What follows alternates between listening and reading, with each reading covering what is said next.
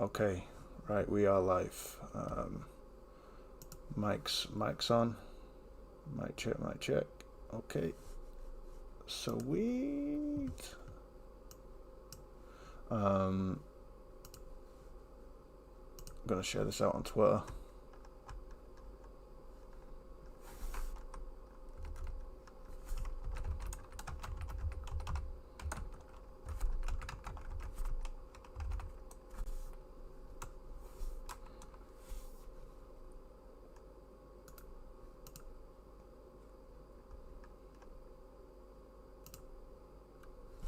Okay, shared this out.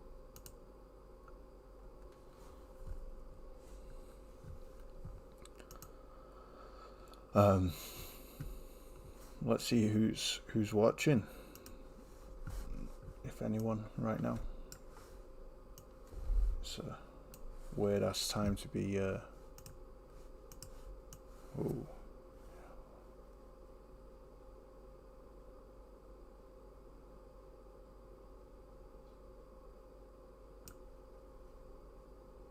Okay, awesome.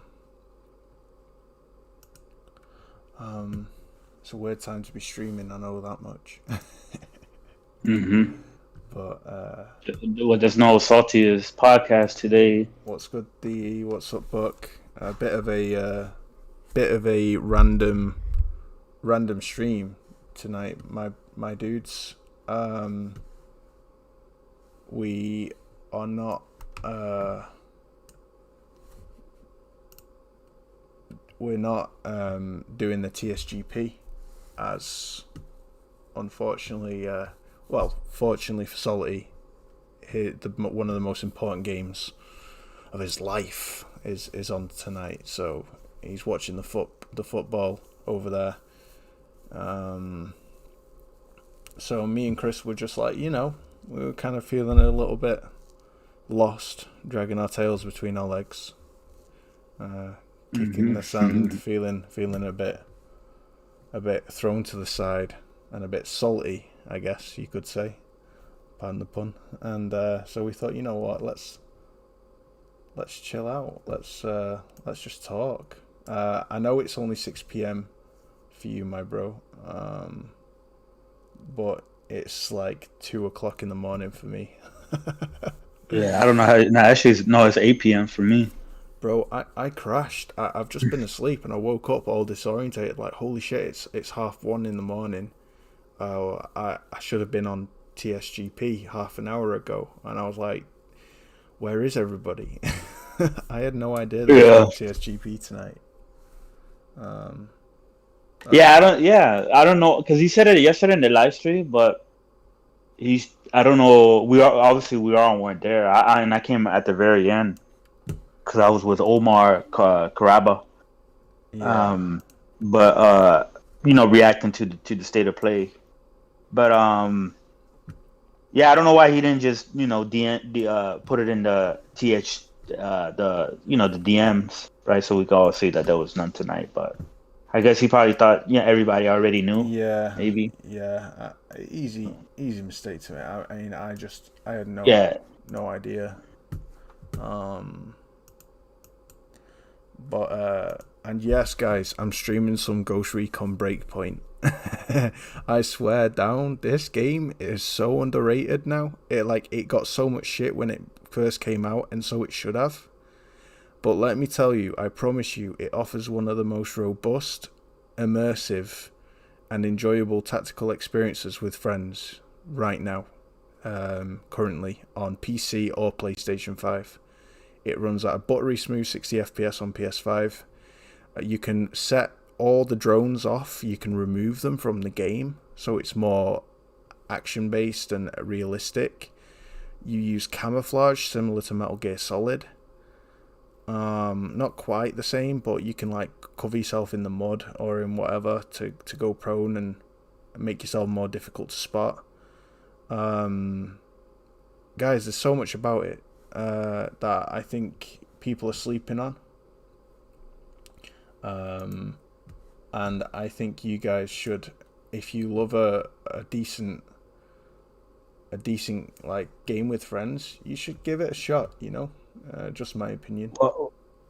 What platform are you playing it on? Right now, I'm playing it on PC with my friend Rob from Cornwall. Um, but check this Is out. it This is where crossplay? I switch to my camouflage. I've got it on PS5 as well, so I'd gladly play it on PS5, which you, bro.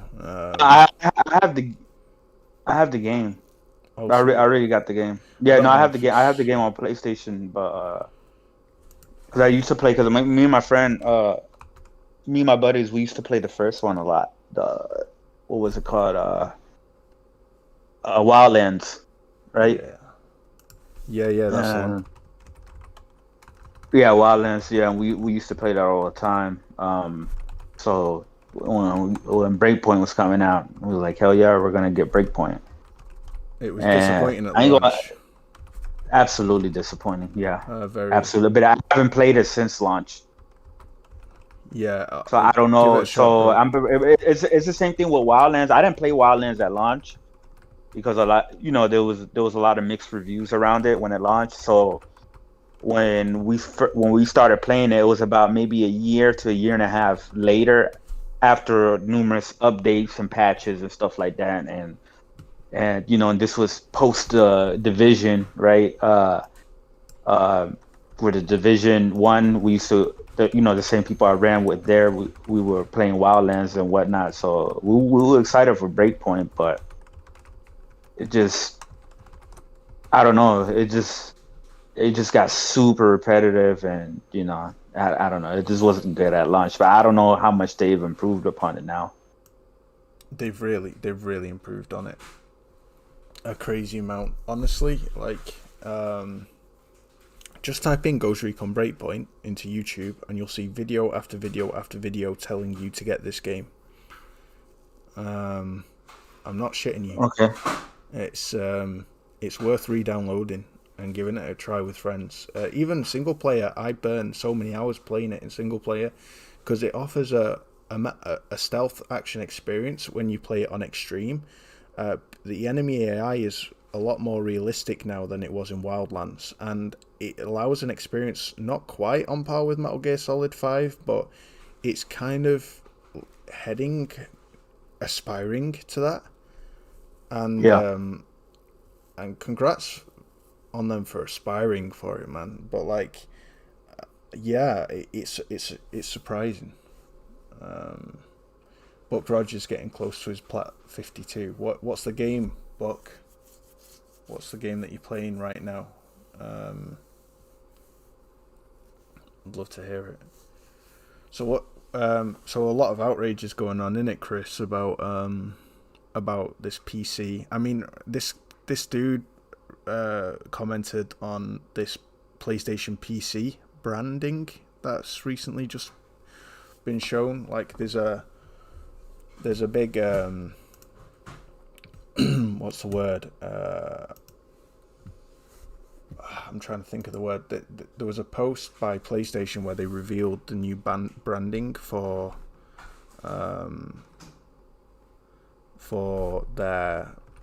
basically their PC collection. Their games on PC, yeah, the PC, And yeah. people are taking that and saying no, games now day and date on PC. I'm sorry, like, people are reaching something crazy. And Right.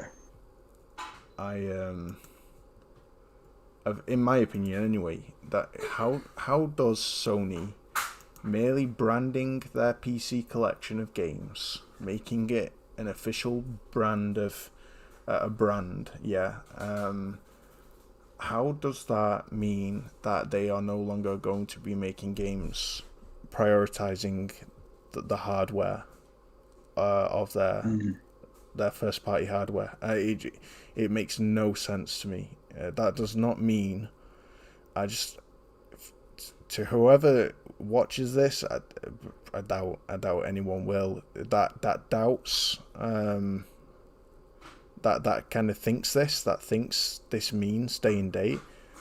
It really doesn't, right? And you need to kind of calm your tits a little bit and kind of take a step back and just think about this logically. And me and you are pretty much on the same line about this, aren't we, Chris? That we're pretty much in agreement that Mm-hmm. if PlayStation were to release their games day and date on PC, it would fly in the face of everything that their ethos stands for, and it would totally flip on its head a not only a sustainable but a proven model they've shown to be doing right now, and that's the double dip model. But it would totally fly in the face of their ethos. And what ethos am I talking about? Quality. Because if they went day and date on PC, my dudes, it would literally mean that every game is designed like a cross generation game, like a cross gen game. It would literally be no different.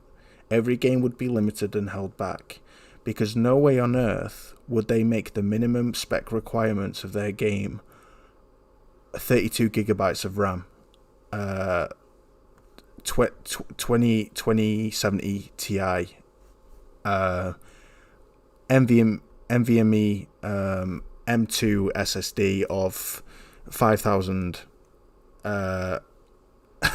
megabytes per second, not including compression tech, because they're aspiring to make games that take full advantage of the PS5 hardware, right? But in order to I'll break it down this way, right? OT explained it really, really well in one of his videos. If you're in a game and you're about to go into from one room that's full of one environment that's full of, high detailed assets, varying variety, with lots of things going on screen, and you're about to go into another room that's completely different, then another room that's completely different, then another room that's completely different in quick succession, like they did with Ratchet & Clank, a PC isn't fast enough to load those rooms directly from the SSD. So what it would have to do, and I'm not talking about power, this isn't about power, my dudes, it's completely different. I'm not saying the PS5 is more powerful than gaming PCs. That's bullshit. There are gaming PCs that wipe the floor with the PS5, but I'm talking about I'm literally talking about bandwidth and asset streaming capabilities, right? And what the PC would have to do is it would have to, because it's not quick enough to directly load that room and then focusing all its loading on a high amount of assets to make that room extra incredible, right? And then focus on the next room the moment that you're heading towards it, right? It isn't quick enough to do that. So what it would have to do is it would have to store all those rooms into RAM.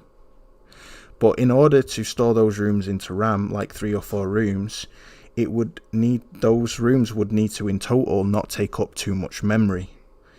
But in order for that to happen, those rooms would have to be lower quality. Those environments would need less assets of lower quality, and it would directly impact game quality.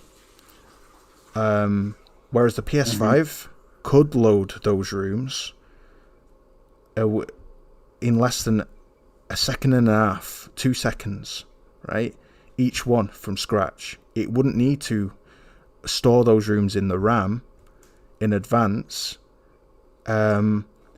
completely, basically bottlenecking the system. And so until PCs gain compression tech and SSD I/O, until it's able to kind of work alongside, like, does things how the PS5 does things, the PS5 would have to cater its games to mid-range PCs at least, and no mid-range PC could run Ratchet and Clank, for example, not without loading screens. And that's the point. Graphics are scalable, but game design isn't. You would need to implement loading screens to load that world, and then another loading screen for that world, and then another loading screen for that world. I'm no tech genius here, so I'm not very, very good at articulating it, but I can visualize exactly what OT was saying. He's a software engineer. He's an architect, but he uses software programming and works with the Unreal Engine in his designs. But others have touched on this too, and that's why NXG Michael mentioned that the disparity between what we see happening and being capable of being done on console will get bigger and bigger and bigger the gap between console and PC will get bigger and bigger and bigger. That is until the next generation of PC architecture is released.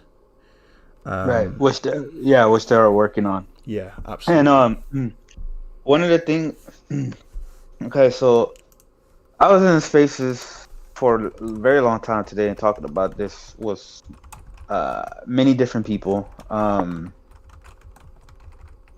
some of the points that some people brought up was the whole, well, if these PS5 games release on PC, for example, like let's just say that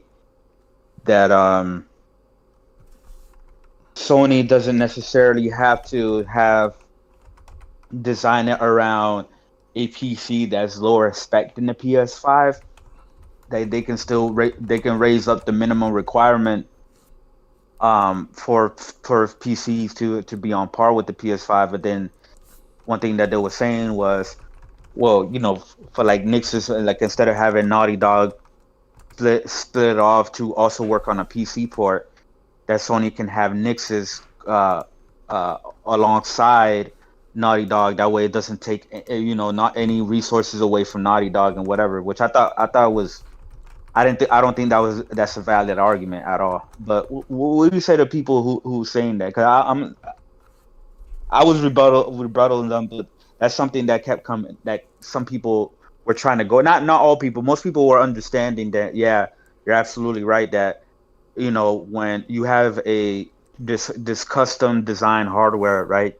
Like the PlayStation 5, and it has its own special, unique set of tools and custom variant architecture, right? From X, it's still x86, but it's still a lot more custom, and having full development just focus on that specific hardware, and the same quotes that I read last week about the developers, telling you these things. I read it about like 5 times today. But yeah, what do you say to people who say, well, there could be there doesn't have to be any compromises because they can get Nixes to work on a PC port while just say Naughty Dog is fully focused on the PS5, and then they were trying to say that, well, the budget only has a lot of money, so they can, they have the budget for it and whatever. And I was trying to tell them, yeah, but like they will still have to spend more money for Nixes to do a PC port version, even if the PC port version, the minimum specs, the minimum specs that they do is on par or surpasses the PS5. That's still money, right? That they could have used to, I don't know, better animations or better physics on the PS5 versions or stuff like that. But what would you say to people who say that? Well, I would say, then you'd have to seriously consider the business practicality of the non-compromise, yet still PC day one, day and date for PS5 games model. It's completely stupid because.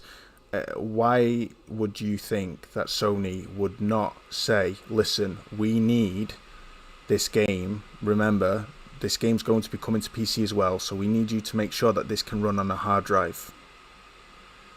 Not just a super fast SSD, not all that compression tech.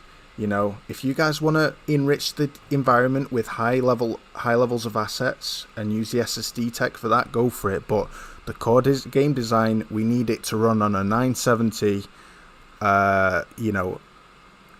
old ass hard drive and an i5, 5600 CPU. Blah blah blah. It's literally like if they said no holds barred, Make this for a PS5 and push it to its limits. Oh, by the way, Nixus, I need you to make a PC version.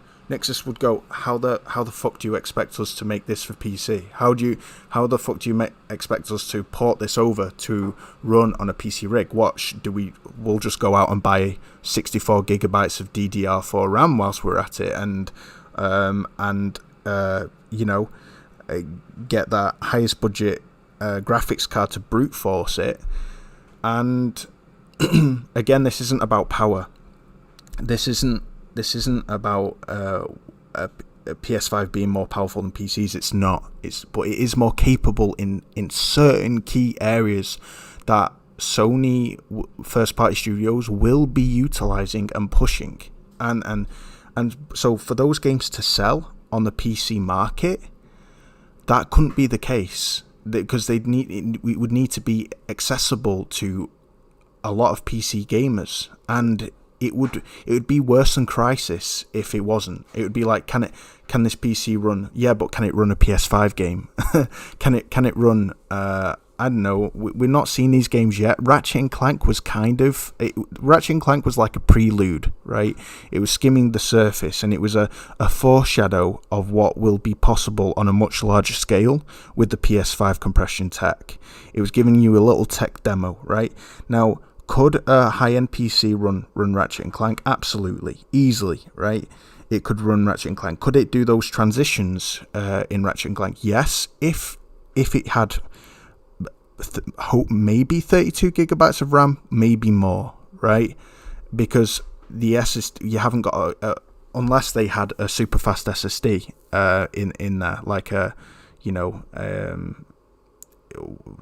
of the PS5 compatible SSDs out there, like the WD Black, which does 7400 megabytes per second. It does something like that, but that's not including compression technology. You see, it was discovered by Digital Foundry that Ratchet & Clank could run on a 3200 megabits per second SSD, right, in the PS5.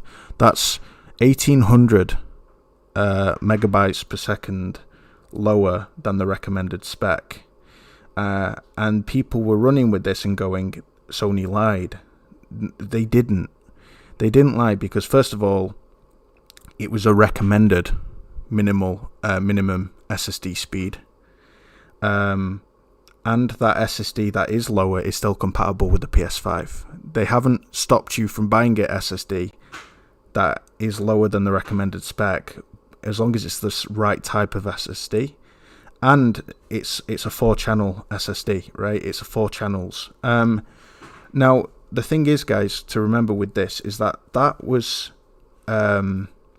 yes, it was capable of running it on a 3200 megabytes per second SSD, but that's not factoring in compression tech, and that's not pushing the system. Is it future-proof, that the SSD they used to run Ratchet & Clank? No. Is Ratchet & Clank a game that they released a mere 6 months into the console's first year? Yes. So go figure. It can run on. It's not in any way, shape, or form pushing the boundaries of what SSD tech in the PS5 will be capable of doing. But what happens when a game comes out that requires more than 3200 megabytes per second, not including compression? What happens when a game comes out that is like, I mean, they're already looking to increasing the speed of Spider-Man by 80%. He's 80% faster in his swinging. That's almost double the speed. It might even change. You know what Insomniac are like. In Spider-Man 2, he swings at almost double the speed that he swung in the first game. They're already going into that territory of, okay, now let's push this further. Let's evolve just how much we can see what's possible with this compression technology and high speed SSDs. And my point is that what's the fastest form of storage on a PC? RAM, right? But that's the only fast form of storage, unless you have the fastest SSD available, which costs a fortune. So again, these games would not be monetizable on PC gaming space until super fast SSD tech and even compression tech is the norm and is accessible to more than just 0.001% of that demographic. And that's why for it will get to that point, but not for a while, not for years. Yeah. You know. Facts. I'm sorry I'm missing the chat. I'm going to read up on the chat now, but you go for it, Chris. You you pretty much gave a mini breakdown of it. I mean, like I said, like there's a reason why consoles have somewhat an advantage than PCs, because it doesn't have to have all these multitasking things in the background.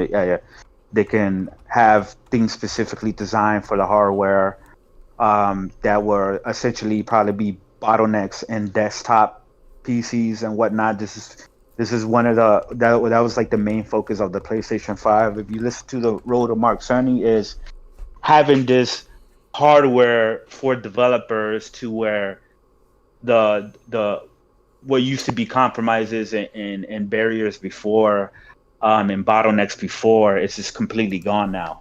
For at least to a certain extent, it's just completely gone now and whatnot. So having developers just completely focus on that, they're able to push more things and just squeeze more things out of that hardware and come out with unique game designs as well. This is why, like, even on the Switch, right?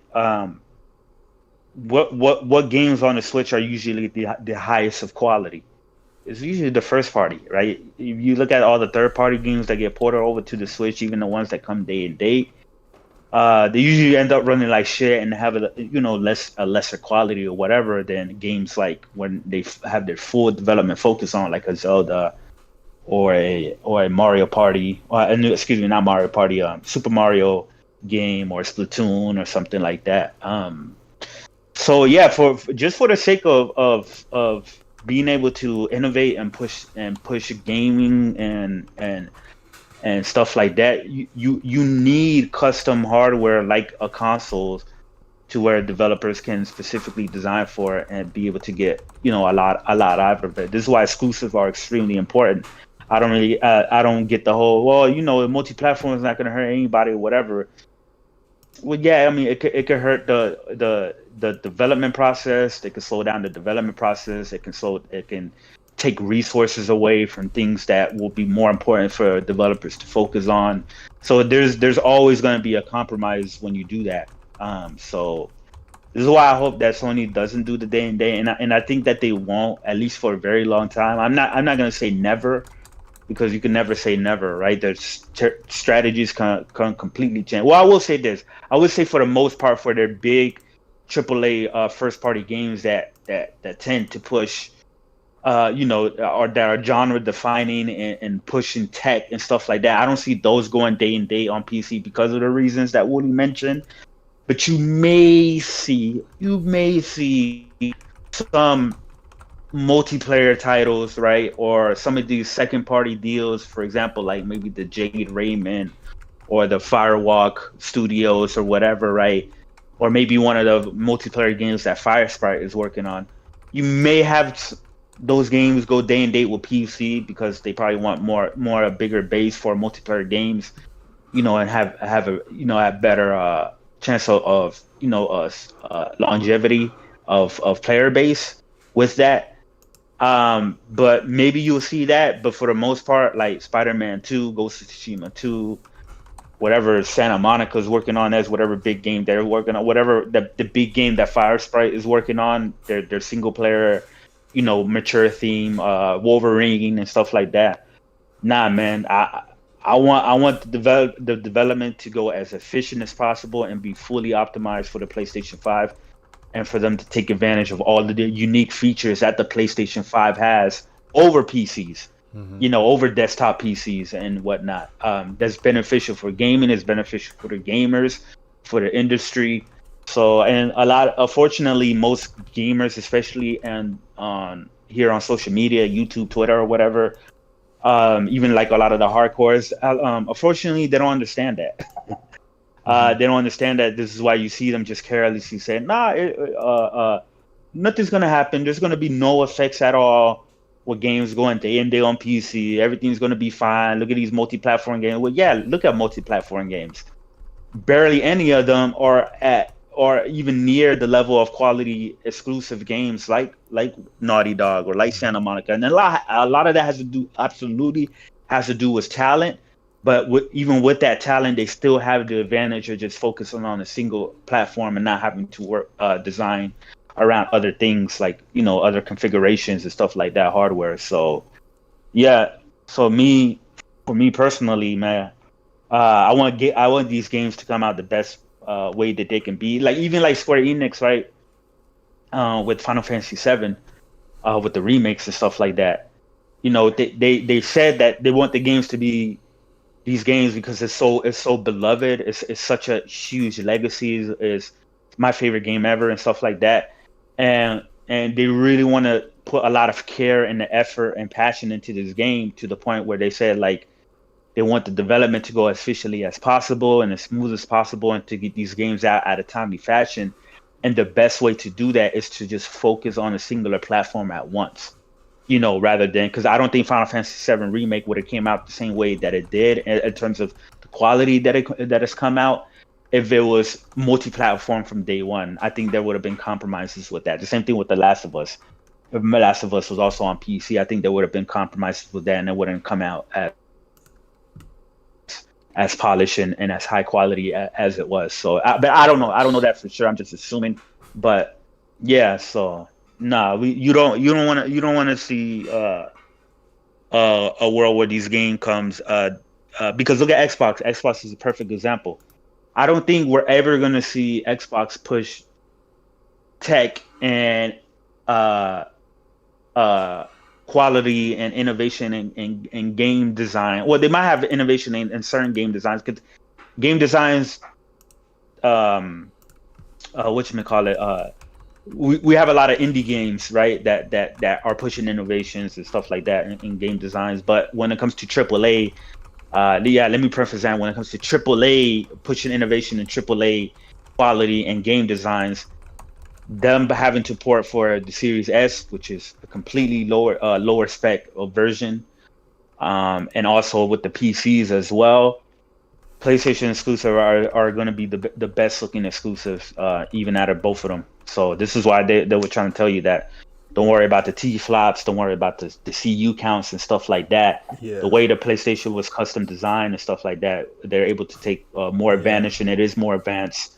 It is more advanced than the Xbox. I don't care what anybody says. Like we have to. So let's break this down into like a summary for layman's terms, right?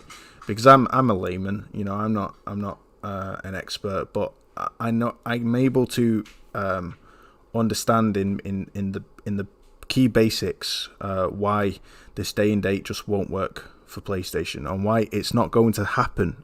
People are saying, running with this narrative, Sony are going PC day and date. I see it happening with one or two exceptions to the rule, and primarily multiplayer focused games. But for next generation first party titles, hell no. And the reasons for these are as follows. Oh, thank you, baby. You're amazing. My missus has just brought me some late night supper. You're a diamond. Love you, baby. Thank you. Get in. I'm hungry. So for number one, the PC architecture that's out right now is not. It's certainly powerful enough, but it's not fast enough to stream in assets, to asset stream, basically. It relies on RAM. So if you're going from one environment to another in close succession, or those environments would have to be very simple in order for them to be stored in the RAM. Unless you need like 64 gigabytes of RAM, which is silly, right? So to bring that minimum spec requirement down, they simplify and simplify the assets and make the amount of assets lower than it could be if they had high bandwidth asset streaming technology. And so if with a PC, if you're, say, playing Ratchet and Clank, imagine you were playing Ratchet and Clank on PC and you were jumping from world to world to world to world to world. Those worlds would all have to be pre-stored in RAM because the SSD is not fast enough. Maybe with Ratchet and Clank it could at a push if you've got the fastest SSD on the market, but no, Sony would not make the game with that minimum spec requirement, right? They just would not. They would not do that because the game wouldn't sell. So to make it accessible, they would add loading screens. Hence, core game design has been changed. But with Ratchet and Clank as an example, bearing in mind this is going to be pushed much more harder as the generation goes on. Those worlds that you're jumping to in like the space of 10 seconds, you jump to 5 different worlds. Yeah, the PS5 didn't store those worlds in the RAM. It would have taken up way too much memory, way more than the 16 gigabyte of RAM that the PS5 has. So what did it do? It streamed it directly from the SSD. It loaded them worlds in directly from the SSD in between the portals, and that's what the PC space needs in order to run PS5 games day one, right? However, even if the PC space did have that tech right now, which it doesn't, not yet, those games would barely sell a thing. Because PS5 would be selling like hotcakes because it's 400 quid, 500 quid, right, respectively. And to get a PC with that kind of technology on release would cost you thousands and thousands. So these games wouldn't sell anyway. So PS5 day one just isn't happening, guys. Just like with PS4 games going to PC later down the line, PS5 games are gonna go to PC way down the line.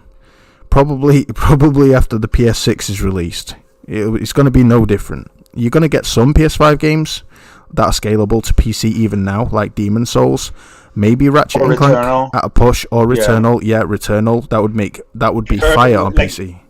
What's up, guys? What's up, guys? Bro, what's yeah, up? Link joined. But well, I think Returnal was part of that Nvidia leak as well. Oh, so wow. I mean, I don't know how fast it's coming, right? But yeah, obviously these early games, right, like the Demon Souls and Returnal, whatever, which are barely scratching anything what the PS5 can do. And they even said Ratchet and Clank is just a small preview of the things that they're able to do. Because even Insomniac said, it was like, this Ratchet and Clank, this ain't shit. What the PS5 can do, what we're really doing. So yeah, I could definitely see Ratchet and Clank being definitely could go to PC, at a later date and be fine, and Returnal, Demon Souls, or whatever. But once we start getting more advanced games, like whatever they're gonna end up doing with Spider-Man 2 or Last of Us, or all these games that we haven't even seen yet, that's probably just gonna be crazy insane and just pushing the hardware and shit like that. Yeah, they're gonna be a lot harder to port for the PC hardware. Yeah.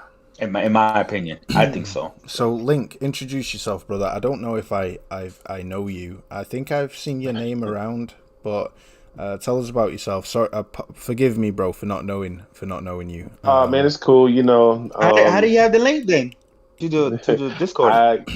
He put it in the YouTube chat. Yeah. Oh, okay. Yeah. Nah, man, I link is bounce cool. around. Link is cool. Yeah. I'll be around, I might hop on 6 podcasts, of course, Jay Barry and Persona when they're doing shows. Awesome. And I'm also on Jazz's podcast. I'm usually on with Jazz too. Bro, you're in with all the big boys. What you doing on my humble little show? Nah, man, I listen to the show too. So, I'm honored, bro. you guys are making a lot of sense, man. This whole. I don't agree with it, but I understand as a business what they're wanting to do. You know what I mean? But you don't see you don't see when these games are coming, they're just being ported by other studios. You don't see Sony first party making these ports because they're working on PS5 games. So yeah, no facts. And again, there are games that are easily scalable to PC right now on PS5, like Demon Souls. right. And then Ratchet and Clank at a huge push, because that game's probably utilizing minimum 3200 megabytes per second of bandwidth. But I imagine more because of compression tech. But if they could work around that, and you've got more RAM on PC, so if they utilize more RAM and have the minimum spec requirement of 16 gigabytes of RAM, maybe more, then Ratchet and Clank could run on PC pretty easily and pretty well. What's your audience like? That shrinks the amount of people that can purchase the game. Because we're going into very, very high spec territory at least, and I'm not talking about graphics cards. See, I'm getting a lot of people kind of let me find my phone. I'm going to show you this comment, right? I got this comment on my last YouTube video all about why I don't think God of War going to PC is a problem, because at the end of the day, that game was made bespokely for the PS4. It coming to PC 3 years later does not change the fact that that game was designed solely and exclusively with PS4 in mind from the ground up. So it wasn't compromised in quality, it wasn't blah blah blah. And regardless, PS4 tech on release was 3 years behind PC space anyway. Right. So even if it did release on PC day one on PS4, it was scalable to PC to mid-range PCs back in 2014-15. So, you know, this is different though with the PS5, right? It's not like that, because the PS5 it's not just about graphics cards anymore, my dudes. It's about asset streaming. It's about complex I/O architecture, able to do things to push consoles way above their weight. I mean, shout out to NXG. Death Stranding, it's running roughly 10% behind a 3070. 37, yeah. You know, it's going... And that's just a last-gen port. You know what I mean? That's not even them getting into the actual true capabilities of the hardware. So I'm gonna read you this comment. Damn, he really thinks future games won't be able to run on PC. Oh my god, the same thing I heard about them say this games on PS4. And I replied, who said that? I know this dude called Malik Davis, and I put, really, dude, and I put, everyone complained about the PS4 tech being behind PC by 3 or 4 years when PS4 released. So I don't know who exactly you were listening to, but this ain't it. And then he put, hey, hold on. Shout out to David Jaffe, who's in the chat. What up? What's good? David Jaffe's in the chat. Oh my shit, David Jaffe, my bro. Yeah. I am honored that you're here, brother. I'm so honored that you're here, my dude. We're just chilling.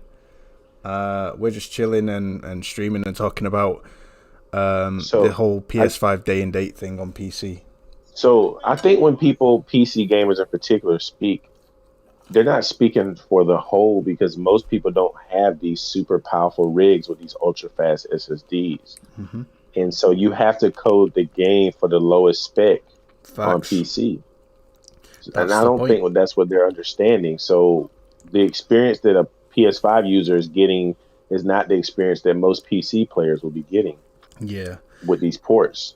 And exactly. And he put modern PCs are more powerful than a PS5. I'm not denying that. I've said that so many times. But yes, PCs offer tech way more powerful than the PS5 right now. My 3070 is more powerful than the PS5 that I have next to it. Right? I've got a 3070 i5 10600K NVMe 2.0 SSD, 32 gigabytes of RAM. So in most games, my PC could wipe the floor with a PS5, no doubt about it.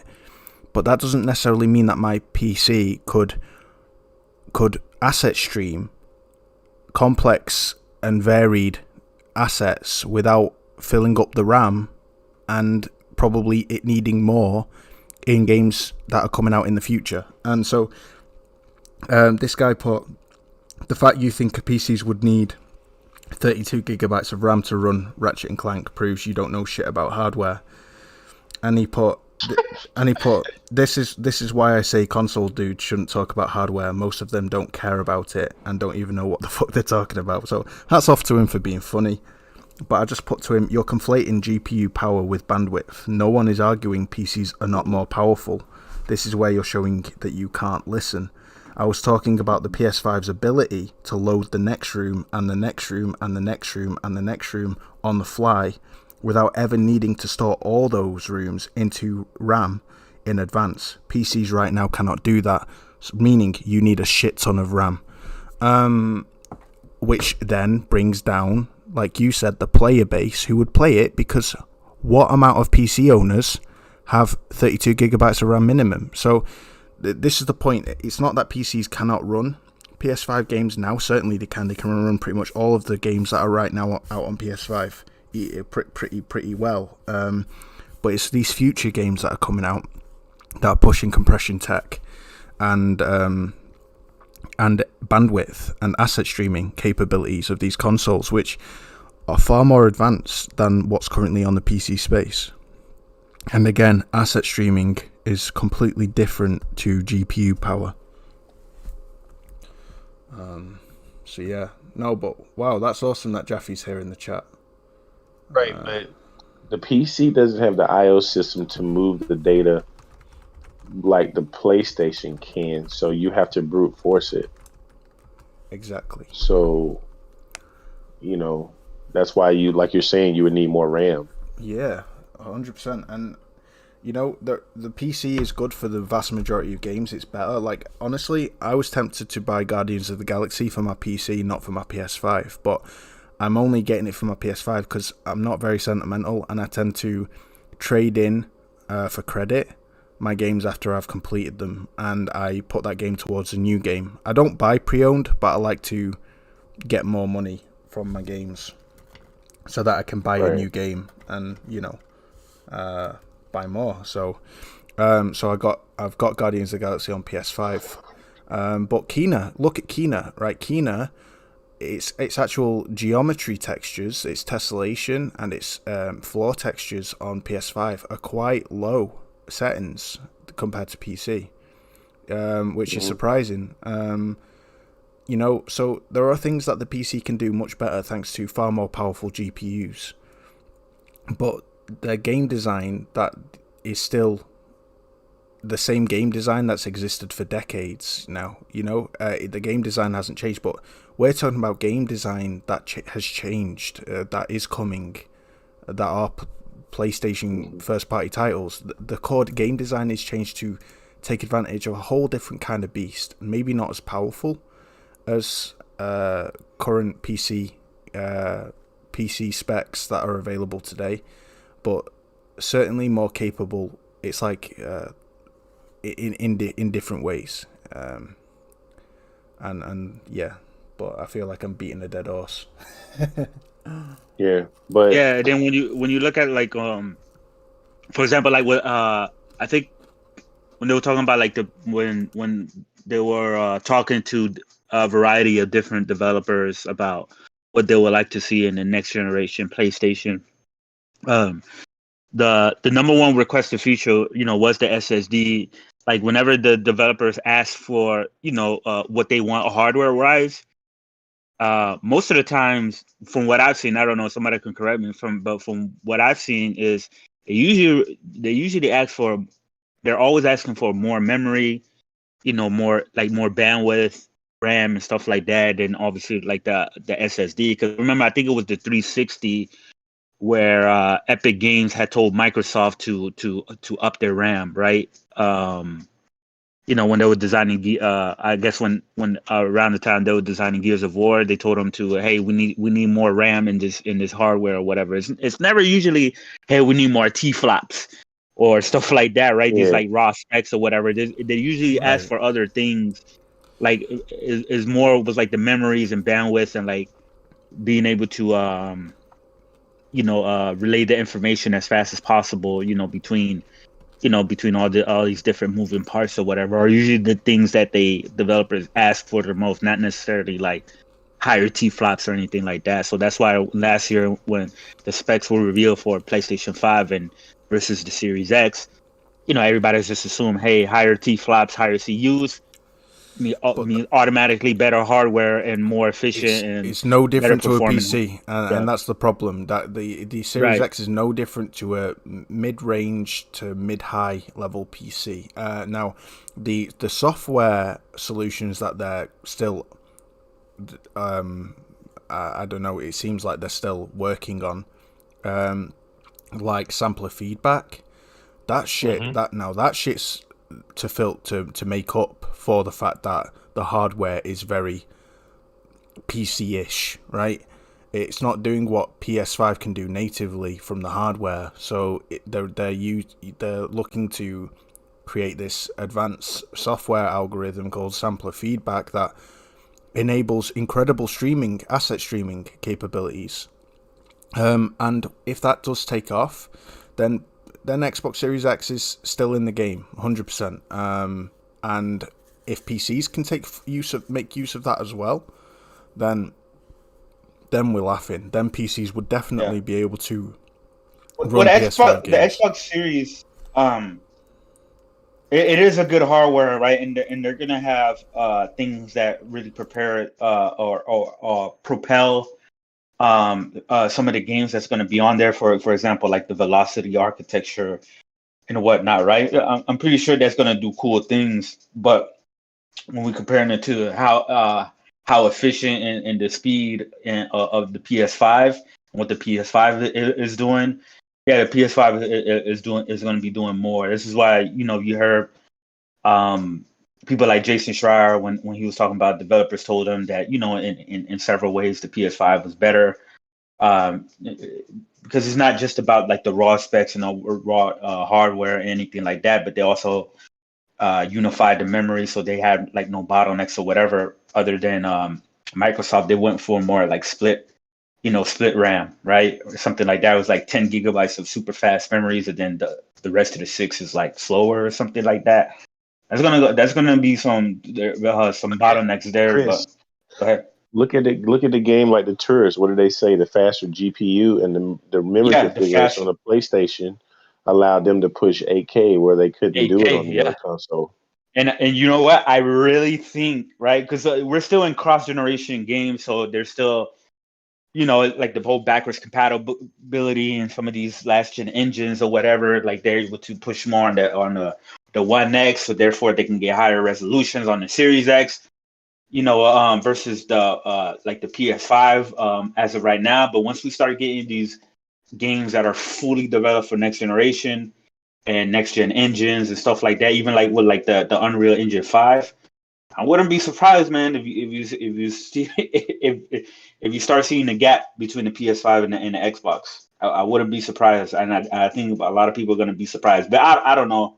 We'll when we reach that road. I think that would be inevitable, Chris, if sampler feedback doesn't. Yeah. It remains just a buzzword right now, which it is. Until sampler feedback, I mean, they've shown it working. It does work, but whether devs will make use of this on the Xbox Series X remains to be seen. I'm hoping Ninja Theory are utilizing it for Hellblade.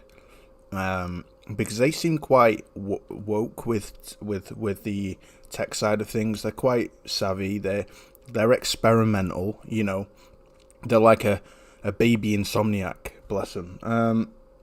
But and Hellblade was an incredible game. It was some of the best visuals out there for a AA indie game. I couldn't believe it. When I saw Hellblade for the first time when I was playing it, I loved that game. So.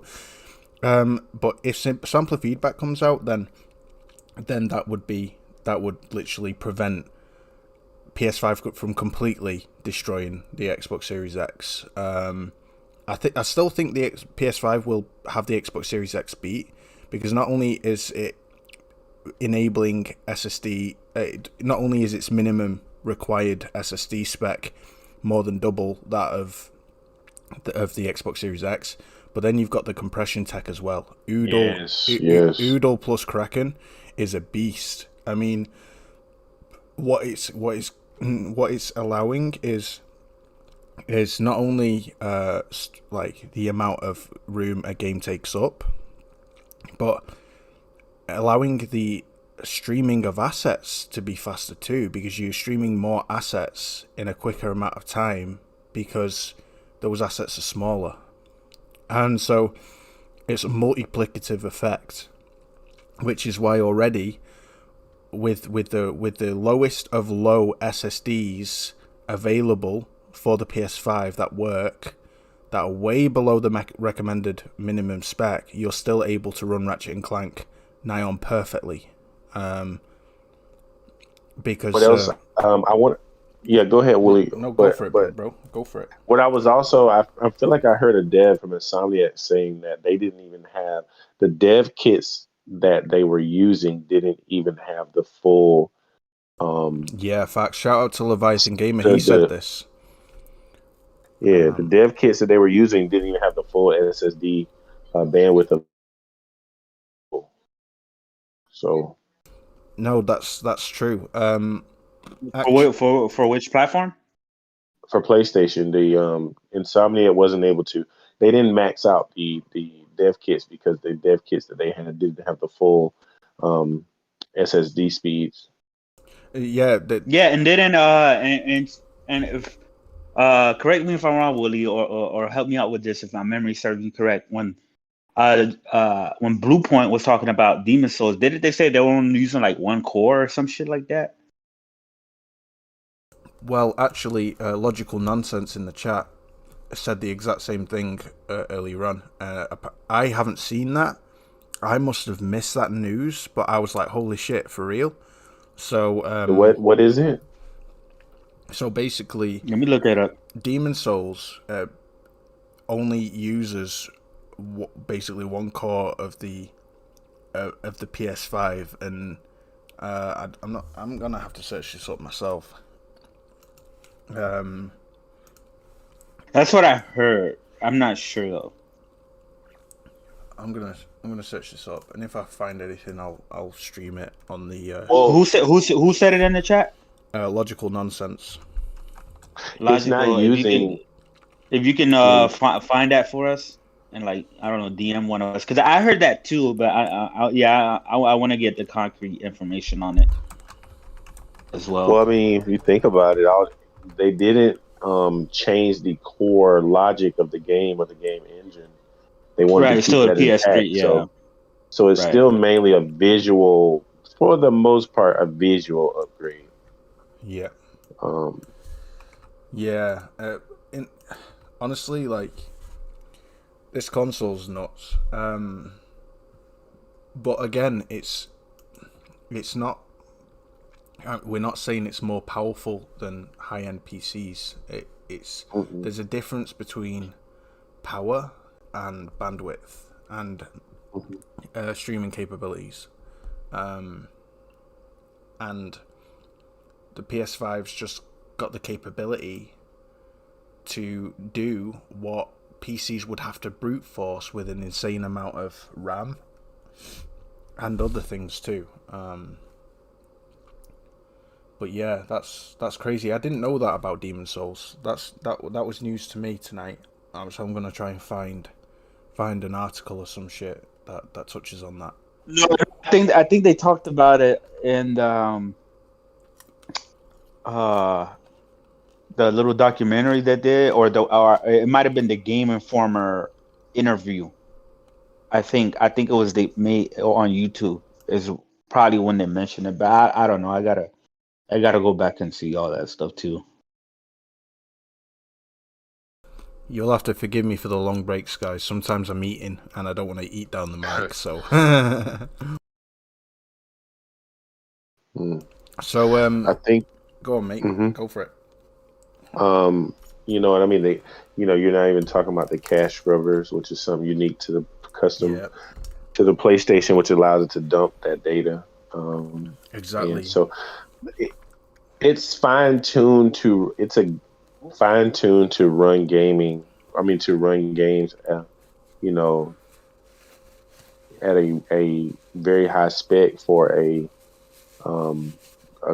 for the price that you're getting it. The thing is, like, the PC is going to be able to brute force its way through a lot of stuff.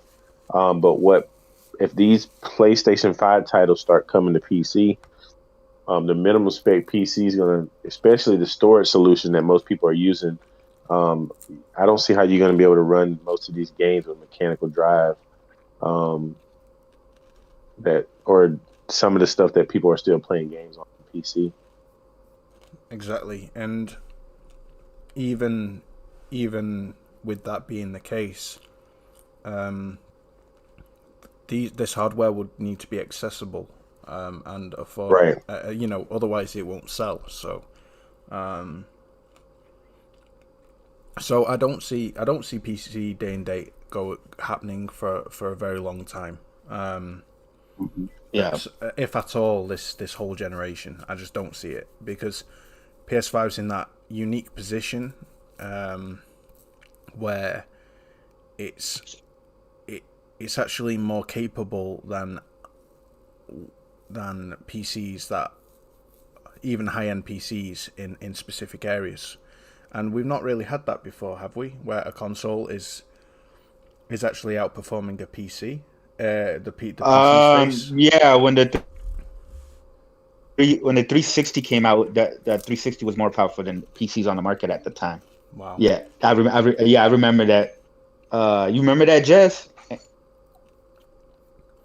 They're just not there. But yeah, I remember them saying that the 360 at the time was more powerful. It was, than the PCs. I think I've been hearing. It was. But then right after that, that's when Crisis and stuff came out. That's when PCs really started getting crazy and it started getting more advanced, and that's when all of that stuff. Yeah. Ah, crap! Press something I shouldn't have pressed. Hold on. There we go. I've heard the point you've been trying to make, and I don't think a lot of people are listening when you say, when you co-develop a game with PC and console at the same time, you take away the advantages you're giving your console by not being fully tap into that hardware, because you're having to code for all of these different configurations. Yeah. So how can the game be fully optimized for your hardware when you're coding for all these different PC specs? For real, like it's not just it's not just the fact that it takes more time and manpower to do a port of a game at the same time for day one, getting it to run on other hardware. Hi, is this you, Jez? Yeah, can you hear me? Hey, what up, Jez? What up? Loud and clear. Yo, is it coming through a mic or is it coming through my phone? No, it's coming through your mic. You sound good, bro.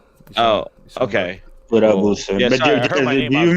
Do you remember that the whole thing with the 360 being more powerful than PCs when it came out? I do. Yeah, I remember that. Yeah, because the big thing was everybody was talking about Crisis could only be on PC or never run on a 360, and then that was like the first achievement you got when a Crisis was on there. When Crisis 2 launched, it says it could run Crisis. I remember that was a big thing when Crisis came out and the 360. Crisis came out when it Crisis in 2007. The 360 came out in 2005. Yeah, I'm just saying in 2005. Yeah, there was a lot of back and forth. Yeah, but then obviously 2 years later, the PCs definitely exceeded it. Yeah. They're always, every generation, PC is developers who focus on specific hardware and maximize the potential of that hardware. That's the whole reason why the console is needed. Mm-hmm. And rather it has its own special. It has its own special tool sets and architectural design. Yeah, for gaming only. Yeah. Yeah. And the thing with the 360 is that the 360 was like power PC. They weren't as there wasn't the same architecture as like a PC, so like they weren't as compatible as they are now, where now they're basically supercomputers with customizations done to them and similar to PC. So porting over games is not too much. However, the thing is that the consoles, specifically the PS5, there's designs in the architecture for it has the same components as a PC. However, the components are handled differently with communication and how games. It's meant to play games. It's not meant to run a Windows operating system with all the DLL files and all that other stuff, and then try to overlay a game on top of that. It's built to run games. So the operating system is built to optimize game communication, caches, and management and memory management, all that stuff that a PC has the capabilities of doing, but there's always that operating system Windows underlying architecture to the whole thing where it's using other resourcing for RAM, for the UI of all different things, managing files and all that other stuff that I really don't know about. All I know is that the PC, if you just hit Control Delete when you boot up your PC, you see all the background processes and things like that. That is not made to run games. The games open with that, built with the software in mind to that this is going to be a game playing machine. And, when the game is playing, drop all the resources on stuff. And I know Microsoft has done things like that with the Xbox, app and things like that, where they try to put game mode in there where it optimizes it. But still, there's a lot of other background activities with PC and other components. And also, too, it's components that you put together. You grab an NVIDIA here, you grab an Intel here, you grab this, you grab that. It's a Frankenstein piece. It's not all custom. It's not all built. It's like a custom car versus, a Frankenstein parts car, Right. Yeah, exactly. Yeah, exactly. No, So- yeah, 100%. See, people think I'm silly because I'm not a tech expert. I'm not an engineer. I'm not a software engineer or anything like that. And so when I say that, the ambitious PS5 games that are on the way, not including even Ratchet and Clank, because that's only scratching the surface, could not run on the current specs that we have available right now for high-end PCs unless they go shit ton overboard, which would totally negate sales being a possibility on that platform. That PS5 games would not run on PC in the future until the PC architecture brings out their next generation, which is like Infinity Cache, it's I/O architecture, it's insane bandwidth, asset streaming capabilities. All these things are on the cards, they're on the line. But until those things come out and those things are accessible, PC day and date isn't even monetizable unless they compromise the quality and the ambition of the PS5 first-party games, which flies in the face of PlayStation's whole ethos and what they've also promised. Now, is it possible that PlayStation could go day and date on PC and scrap all that, and then say, we want these sales, even though PlayStation outsells PC in third-party games, but it was recently revealed. Maybe would I sell my PS5? Yes, because then there's no point. I'll just play them on PC. But I don't see that ever happening, guys. I don't see it. So we gotta think about. We also got to think about the pricing as well. Are PC gamers willing to pay $70, right, for these PS5 games day and date?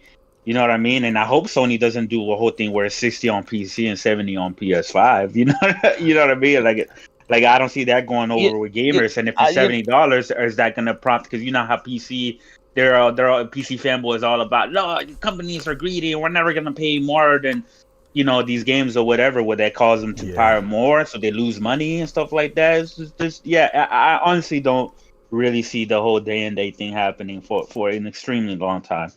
I don't think anybody should be too worried about that. I heard the spaces today, dude. I grind some gears here. Oh, did you talk about the one that I was in? Yes, I heard that stuff. But this whole conversation, every single time Sony puts a game on PC, we just do this Groundhog Day. This is people are like, that's it. You don't need a PlayStation. Let me tell you the real cold hard facts, because I was involved. I started podcasting shift in 2016. This is what made me start my even channel up, is because the pivot that they were doing. But let me tell you something. This whole putting your games, even if they put their games day and date, they can't just be like they're doing exactly what Xbox did. What stuff like that, But let me tell you, what Xbox did was Sorry, they Jez, made one sec. You PC. keep cutting out for about 2 or 3 seconds. Every 15, 20 seconds or so, your voice cuts out for about 3 or 4 Let me get seconds. my I'm not sure if it's a yeah, problem it's with. my headset. Let me fix. I gotta tell Is you it happening? this Is it has been happening on with my you mind guys on Discord? Are you guys hearing that too, or is it just me? all day. I don't He's think not I saying not noticed. for me. He cut Hold out on, maybe I'm like one fixing my time, but USB port. Okay, no worries. All right, let me see. Hold on.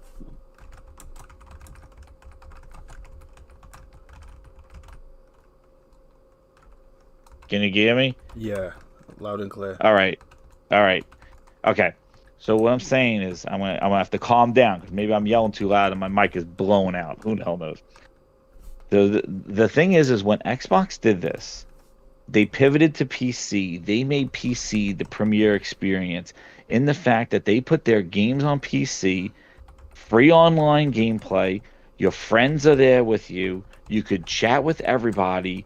They basically took the guts of Xbox and put it on PC. They put the whole ecosystem on the PC.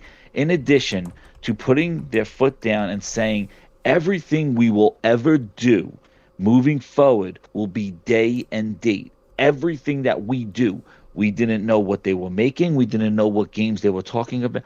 We had no clue what they didn't know. They didn't have the studios at the time. All they did was made a promise, a guarantee on a box. Think of Tommy Boy. I could slap guarantee on a box and take a shit in it. I just gave you a guaranteed piece of shit. They gave you the guarantee, no matter what kind of games they make, it will be on PC day one. And remember, it was pushing for Windows 10. You could only access those games through the Windows 10 store. So there was a motivation for Right. them to do that. Now, what happened was nobody wanted to buy the Windows 10 store. Nobody gave a shit about it. So then with Halo Master Chief Collection, pivot number 3, they put that on day and date on Steam. Therefore, now they got out of their ecosystem because remember, it was all about you share this Xbox ecosystem, but then they put it on Steam. And then you see what happened with Sea of Thieves. It sat on that Windows 10 store for 3 goddamn years and then had another second life when it got put on Steam because nobody wanted to deal with the Windows 10 store. Microsoft had an incentive to put their games on PC, but they made a promise and they basically took the essence and guts out of the Xbox and put it on PC and made exclusive games for PC. The Minecraft Dungeon was announced initially for PC. Gears Tactics I played a year before everybody else. So did Flight Simulator. And now we see today with Age of Empires. Great game, only on PC. Their venture to PC is completely different than what Sony's doing, where they're doing basically what Microsoft did back in the day. Halo was on PC. Did everybody go not buy a 360? Gears was on PC. Did everybody not buy a 360 or an Xbox One? Microsoft put their big games on PC. They had, who was it? The guy from the guy that made the Borderlands. That studio made Halo for PC. Gearbox. Gearbox, yes, they made Halo for PC. So they've been doing this stuff. They've been putting games on PC after they've seen their time on the console, because the main point is a PC gamer and a console gamer are two different people. They have different requirements, different things. So just like what Chris was, two different markets, and just like what Chris was saying, there are specific things that a PC gamer wants. Widescreen support. I want FOV sliders. I expect this kind of optimization for my graphics cards. I expect this. I expect that. A console gamer has their expectations. I want the best game for my platform. The problem is that when you have to deal with expectations of two separate platforms, now your console development or your game development now is now diluted. And don't take our word for it. Just listen to every Halo Infinite behind the scenes before they release a beta. Every reason why these features are not there on day one is because they are spread thin. They say this is the first time we're putting our game on PC. They keep saying that this is we have to test it on all different configurations. They keep saying it. They're diluting this stuff because they are spread thin, and this is because of Microsoft's promise because Microsoft didn't think this out. All they thought about was their business. They didn't think about how it affects the games. That's where we're suffering right now. Well, they don't care. They're more care. Quantity. It's quantity. They're more about it's the quantity. Yeah, exactly. Mm-hmm. They're more about having a lot of content. Just because they put God of War on PC doesn't mean you're selling your PlayStation. Sony is using the waterfall method that David Jaffe talked about. He came out, he talked. That's where I got that thing from. He said it. You sell at each level. That's what they just did with Returnal. They just added now that save state. They added photo mode. Know why? Because this game is going to probably be in some nominations for Game of the Year and things like that. And they're probably going to put it on sale for Christmas, for the holidays. You got another audience. Next step of the waterfall. Let's maximize it there. Then next year, next summer, maybe it shows up in PlayStation Plus. Maybe in a year from now, maybe next Christmas, the year after, they put it on PC after they gave it to you in PS Plus, PS Now. They put it on sale for $20. Like Horizon Zero, and just to think about PC guys rubbing their nipples over this stuff. The guys who love to go. They love to go hack their game. Hey, if that game is not optimized for my thing, I'm going to pirate it. I'm going to go to SteamUnlock.com, which is a website just to get games for free. You don't even need to pirate them. Dude, they're like, if they don't like it's optimized, I'm going to steal it. Listen, they know that stuff. That's why console market exists, because PC dudes, if you just pinch them on the cheek and piss them off, they'll go steal your game because they're just ticked off. But I'm going to tell you this too. The thing is that when you deal with these PC gamers, they are paying $49.99 for God of War when it is $9.99 on the console. Yeah, Horizon was free at one point. Horizon was free. Or if you have the $39.99. You see and Sony reports their numbers. It is like 120% revenue markup, because guess what? It's making pennies. All they got to do is $50. You think they could put Horizon? You think they could put God of War today, $49.99 on the PSN store? Who's buying it for $50? That's a 2018 game. You're paying $50 for that. And with the benefit of PC double dipping on the PC is that you can't sell that copy to anyone else. It's every sale goes straight to Sony's pocket. It doesn't go to anybody else's, because but they're charging a new price point. Because you can't get pre-owned games on Steam, you know. But yeah, like this whole idea as well that God of War having higher shadows and maybe slightly higher texture resolution and slightly improved visuals. I mean, guys, come on. This is still a hard copy port. Yes, it's going to have improvements, but go figure. It's for the PC. I mean, I'm sorry, this is a PS4 game. Now, if you're really expecting and demanding that Sony gives you the game that they've already given you for free on PS Plus Collection, a game that they've given a 60 FPS patch for, a game that's been out for 3 years, if you really want them to go and give a next-gen update and sell you for 15-20 quid a next-gen update for God of War 2018, dudes, I think that's a bit silly. I don't think any of you would play it. You've already played it loads of times.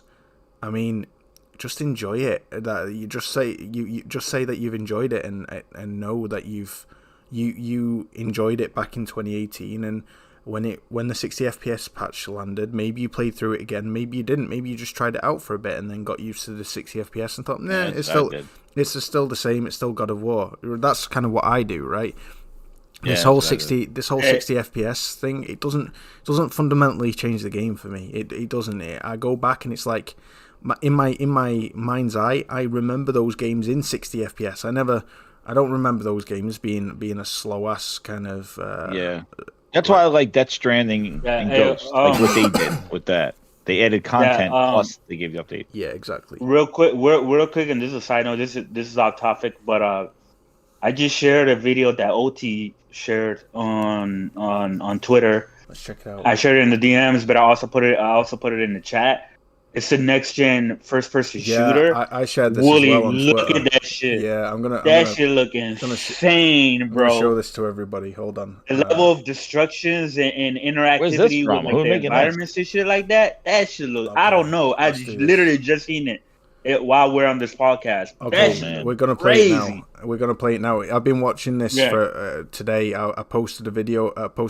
On Twitter about it. It's basically John Wick meets Max Payne, but a first person. Yeah. With incredible. Alright, visuals. guys. I hope you're doing great. It reminds me of what they try to do with Gun or whatever. Remember Criterion made that shooting game? What was it? Black? Was it Black. Black? It was Yeah, Black. yeah. I was gonna Where say they try Black. to add that Yeah. destruction type thing Yeah. with the guns, like that. I had that Yeah, game. with I bought that game. Yeah. I remember it. Yeah. Yep, yeah. It was like they try to use a destruction engine or something from like Burnout and try to make it.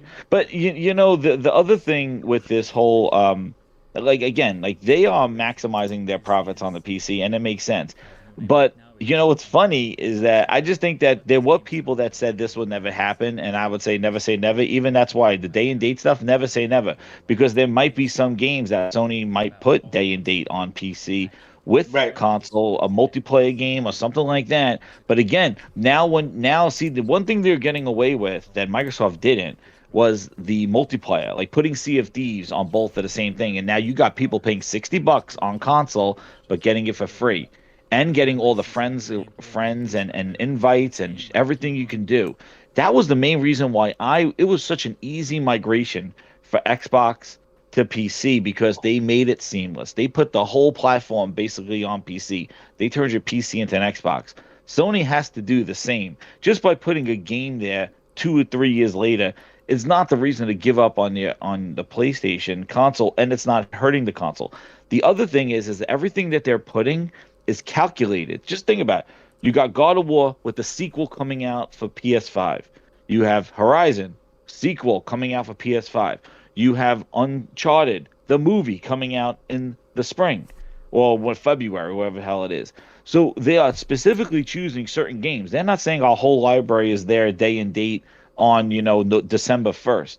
They are particularly targeting this and using outsourcing to make those ports nonetheless. So they're not compromising. They're not saying, hey, Santa Monica, you guys have to make now the God of War port, hold off Ragnarok.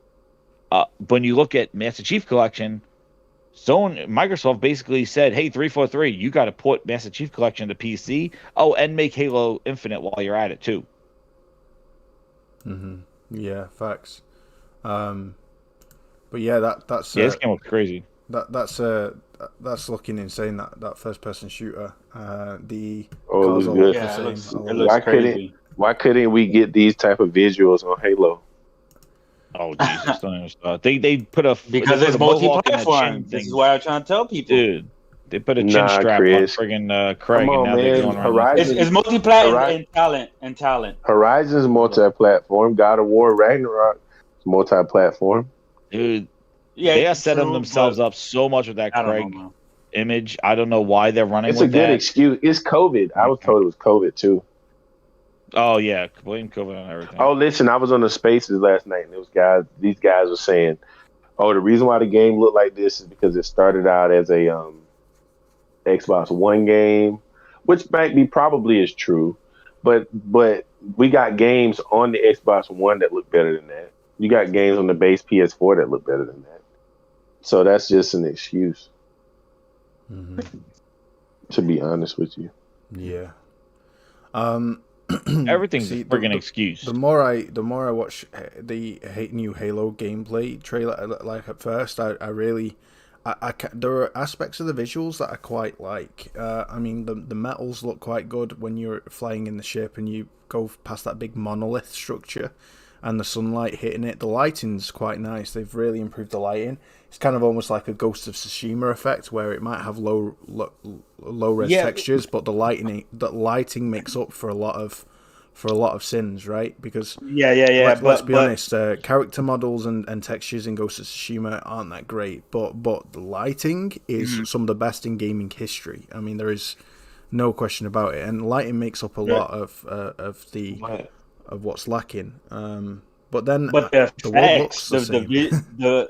I was gonna say the visual effects, like whenever the drop ship comes down, like look at the sparks, man. The sparks look very cheap. Even the explosions on some of the ships when he was flying in one of the ships and he blew up one of the ships, the visual effects definitely look cheap. I think Alex Bagalia, whatever the hell his name is from Digital Foundry, he made a tweet talking about like there's still like some animation issues where like the animations are running like it seems to be still running lower than actual like 60 FPS or some shit like that. He said something like that. If you Go ahead, guys played Halo 5, the enemies, once they got maybe 10 or so feet away from you, animated at like 15 FPS. So it's really jarring. And it's gonna be the same way in this Halo game too. It's looking that way. Here's some. Yeah, I'm just not a fan of like. My thing is that I think it definitely looks better than what they showed, and I think the lighting and the textures have to do with that.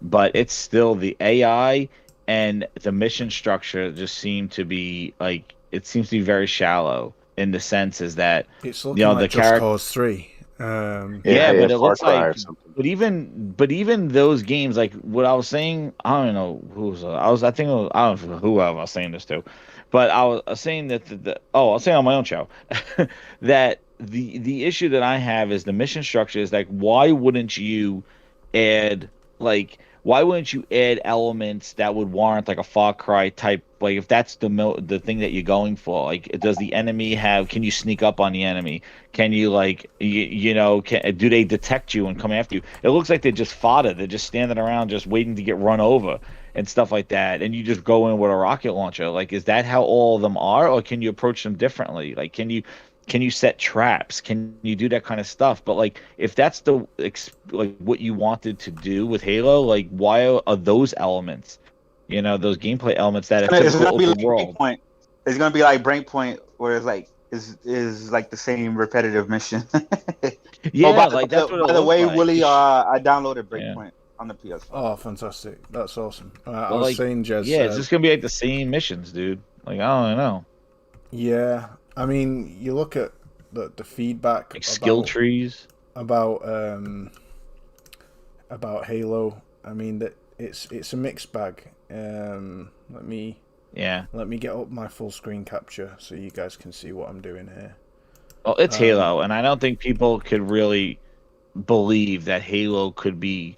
I think last year really shook people because Halo was never something to be laughed at or joked about as bad quality, and I think last year really shook people, and they're in denial that Halo could be treated like this, and that's why I'm in shock. I'm in shock that this is even Halo, because Halo would never be shown like this. In all its years, it was always something that led a charge or did something different and was impressive. There was never a question about it. Yeah, you don't like it, but it was never of like, what's this look like? Oh man, this don't look that good. Like, never. Halo was the showpiece. It was. You heard that, man? It was. No, Jazz. No, Jazz. They said Halo never was a graphical showpiece. That's what they say. Yeah, get the hell, dude. Those people. That's what they keep saying. And those guys, people, there are still parts of Halo Infinite that are not looking much improved. Like, I'm showing right now screenshot of 2020 versus 2021, and it's there's very little change. But my biggest worry isn't the sorry, let me find it.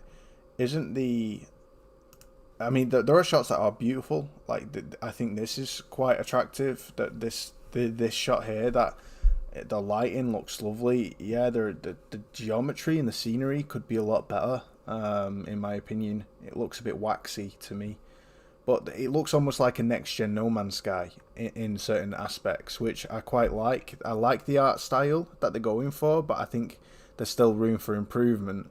But my biggest fear is that all the world looks the same. It's all the same biome. Now I'm hoping that it's not the only biome that exists, that there is a second biome. But right now it's all looking like, trees and Lego, and I know it's Minecraft. It looked like Minecraft. Those trees look like they came straight out of Minecraft. That design of a broken Halo ring, man. I don't know what they were thinking in that. Like, it looks like this is the 6th iteration of Halo, right? And more so, we've been in space, we've been on snow-covered mountains, we've been in blizzards, we've been in caves, we've been everywhere. Where's all that stuff? Everything is just shiny metal and lame ass trees. I'm trying to find this. Those trees are the worst. I'm trying to. I think it's OT. I think it's OT that posted it. Right. There is a screenshot showcasing. Let me get this OT. Dude, show that in-engine demonstration. So you know the scene. Remember that? You know the scene where he jumps out of the plane and you see the. Yes. I mean, there's these sparks. These sparks are hilarious, right? Right. Oh my days. Right. But it's not even that. You compare God of War Ragnarok's kind of level of detail to Halo Infinite. It's not even comparable, bro. I mean, it's. Let me get 2 pictures up. Ragnarok. Yep, open world cross-gen games like that. The fact that people make fun that Horizon and God of War cross-gen, and they don't realize that just basically kills the excuse why Halo looks the way it does. So here's the picture. Like right? they're building their own grave. Like I don't understand. The same thing with this Craig picture running around. I'm like, do you realize that is not what he looks like? That's not in game, dude. That's the new Craig picture they're putting out, that high detailed, probably photo mode Craig or whatever. Photo mode, that is a high detailed render. That's a high detailed thing in engine. Like a cutscene. Not even a cutscene. It's not even in a cutscene. It's basically a character model that they probably scale the shit out of it down. You want to see it in a character of what it looks like, that melee where he elbows him, that other Craig that was going around. That's what it looks like in the game. So it doesn't look like that in the game. Here is a shot of. But they're just and Xbox shared it too, like idiots. Like you guys are just writing this shit because the first thing people are gonna do is take pictures and say that's not what that you showed us. Like so dumb. I mean, Xbox. Here is a shot of God of War, and it's scenery, and it's what it's showing, and then you compare that. With what we just saw in Halo Infinite. You can't compare the two. But at the same time, I think most hardcore Halo fans are most concerned about the gameplay, and credit where credit's due. 343 have gone to town, probably making it too much of a priority at the expense of other important things, but still, they've gone to town making sure that the hardcore Halo community are happy with how this game feels and plays. Like, they're very picky over the ADS, the time to ADS from sprinting. How did he balance it having sprint to it not being really having much of an impact and effect? I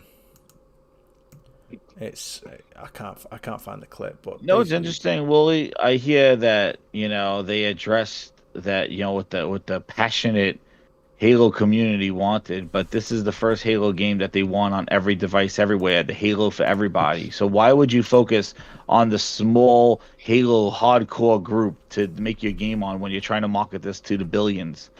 It's kind of like pulled in 2 different directions here. It makes no sense. So like the fact that everybody's like, oh, this is what the hardcore Halo wanted. I'm like, the hardcore Halo, are they on phones? Are they playing this on phones over xCloud? Because that's the position Microsoft wants Halo to be in. So why would they focus on a core audience? I think they scaled it down for simplification to try to bring in a new audience. Yeah. And the hardcore people are just happy about it. Yeah. I'm jumping between these screenshots right now, and one literally looks like. Don't do it to yourself. It's like the jump from a PS4 game to a 360 game. Dude, I'm playing Days Gone. I'm wrapping up Days Gone. This game, I can't believe this is not even a PS5 version of this game. This game is absolutely incredible what they did. Yeah, I agree. It's crazy. Look, the bike even makes bike marks. The Warthog in Halo doesn't make any wheel marks at all. Maybe that's season 3. Yeah, that's season 3. That's it. We added the mud tracks. We heard you. You're coming from someone who loved Halo and kind of Halo Devolved. Played all the Halos, whereas me, I've not played Halo since Halo 2.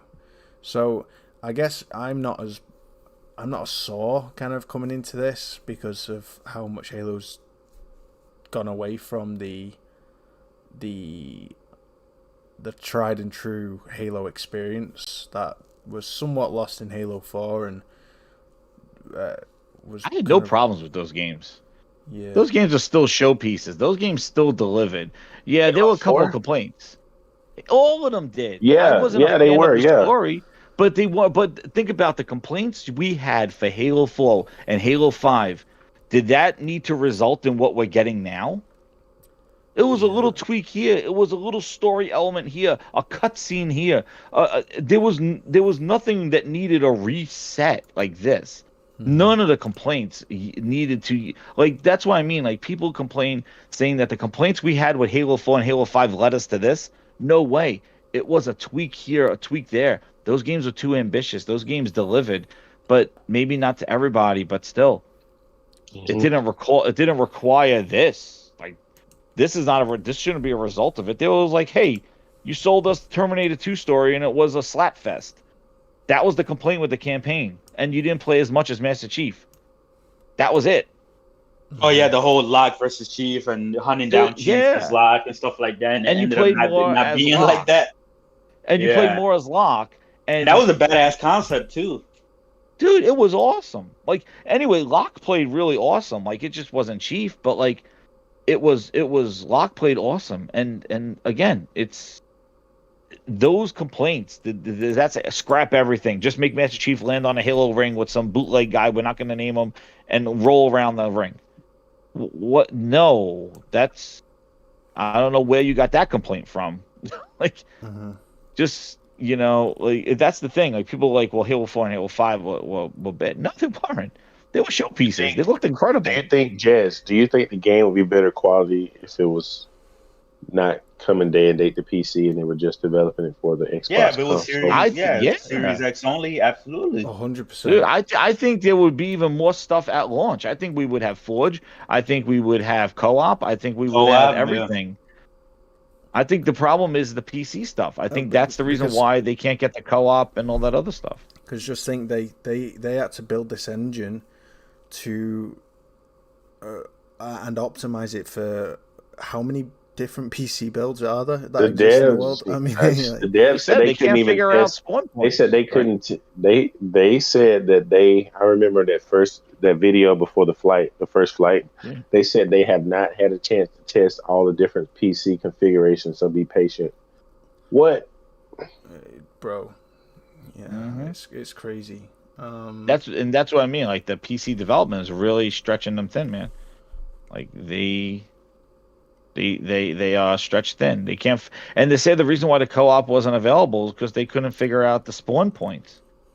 It's very ambitious, like spawn points. So tell me this, Jez. All right, so as I said, they said last year spawn points. Go listen dude. Do you want to go pull up the Joe Staten interview when they announced co-op wasn't there, and he says exactly why it was delayed.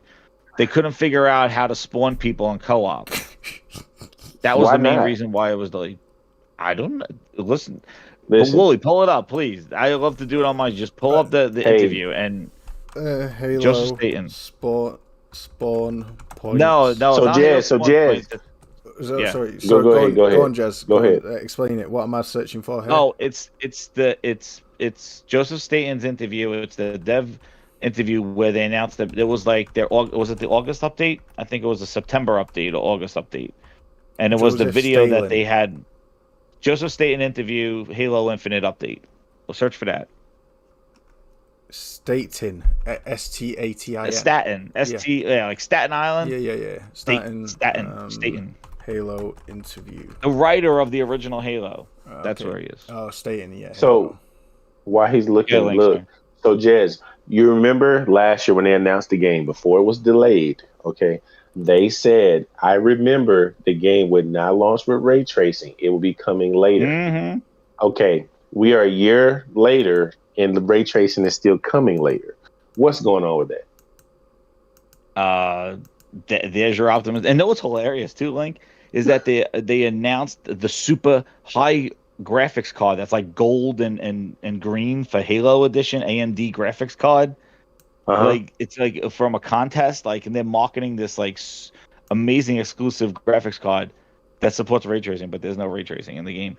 Again, it has to do with They are trying to get this thing under the radar as much as just push it out the door, get it just enough that it doesn't crash, and we will fix it later.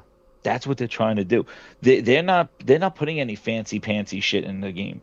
They are just putting out a bare bones game, and they will add and evolve. They even said that they're going to continue betas and alphas and flights after the game. So after the game releases, your season 2, you'll be able to test the features out in season 2, the buggy mess that might be, and give them feedback so they can make sure it's ready, just like how you do with the dashboard on the Xbox.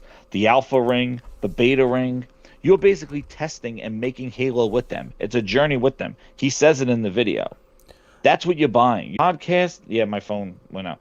Nobody else wants to talk about it, but they said it. This is not a full product that you're getting. You're getting a product that's in its pre-states. Like, you're gonna test it out. Like, they're gonna keep doing betas. Yeah. He says it in that interview as well. Did you find it? Service. Yeah, he says it. Halo service. He said it. Guys, listen to that interview with Joseph Staten. Did you find it? Yeah, but whereabouts in the interview does he say? All right, I'll tell you where it is. Because I've got the interview up right now. Wait a second. Where is it? It's 14 minutes long, right? Yeah, wait a second. I'm gonna find it. Hold on. I'm like, I'll bring off my phone. If I was on my PC, I would do this better. Let me see. You found the interview. Staten, Halo Infinite. Mm-hmm. Yeah. Yeah, because you know what? I don't like saying it because people just go, oh, well, that's just your... No. This is what they said. So this is not people just saying, like, making shit up. No. Just stay in Halo Infinite. I think it was September update. It's when they're sitting down there being all fake and it's like a fake interview. Yeah. Wait, I've got it. I've got it right now. I'll drop the link to the interview here in the chat on YouTube. Yeah. Click on that, Jez, and Jason Statham. There it is. Isn't that the actor? Jason. No, Statham. this is not. This is not the interview. No, that's not there. That's not the interview. Oh, the interview is with it's the Halo Infinite. I'm looking at Halo 5 Guardians. I'm an idiot. Oh yeah, right.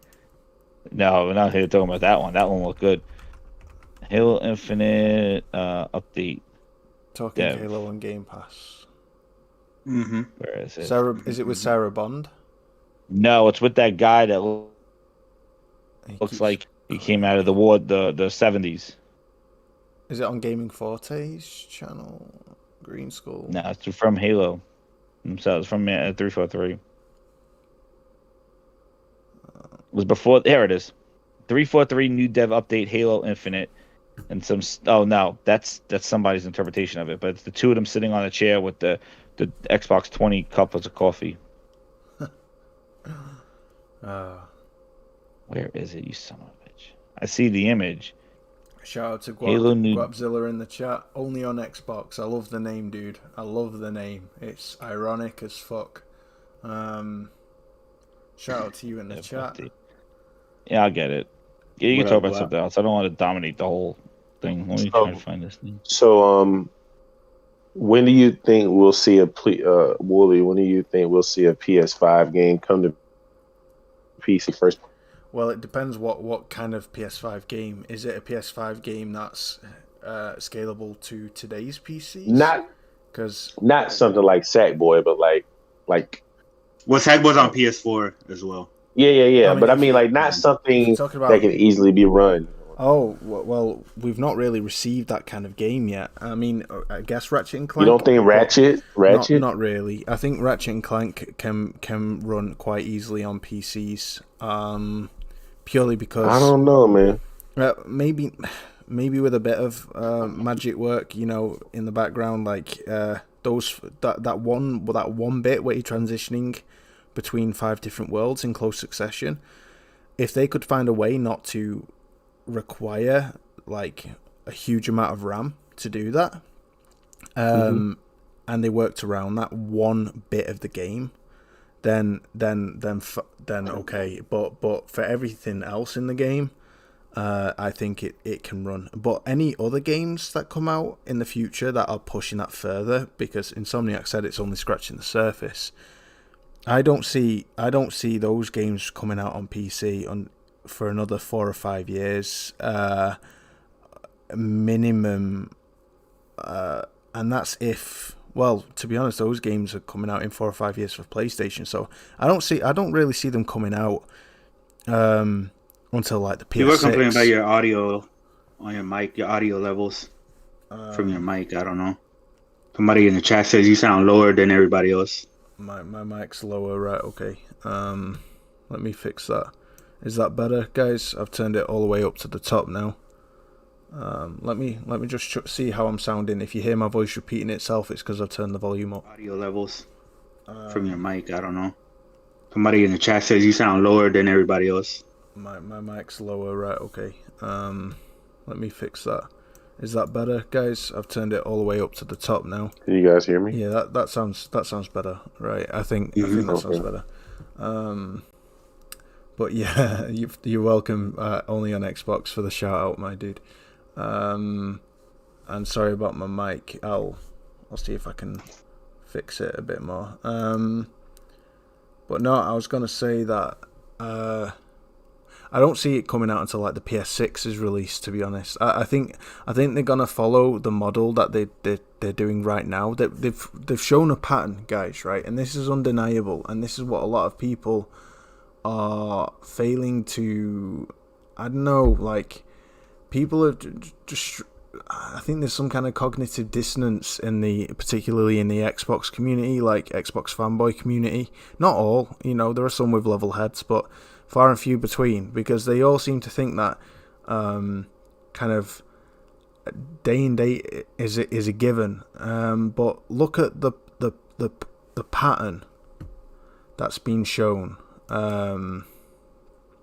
with PlayStation.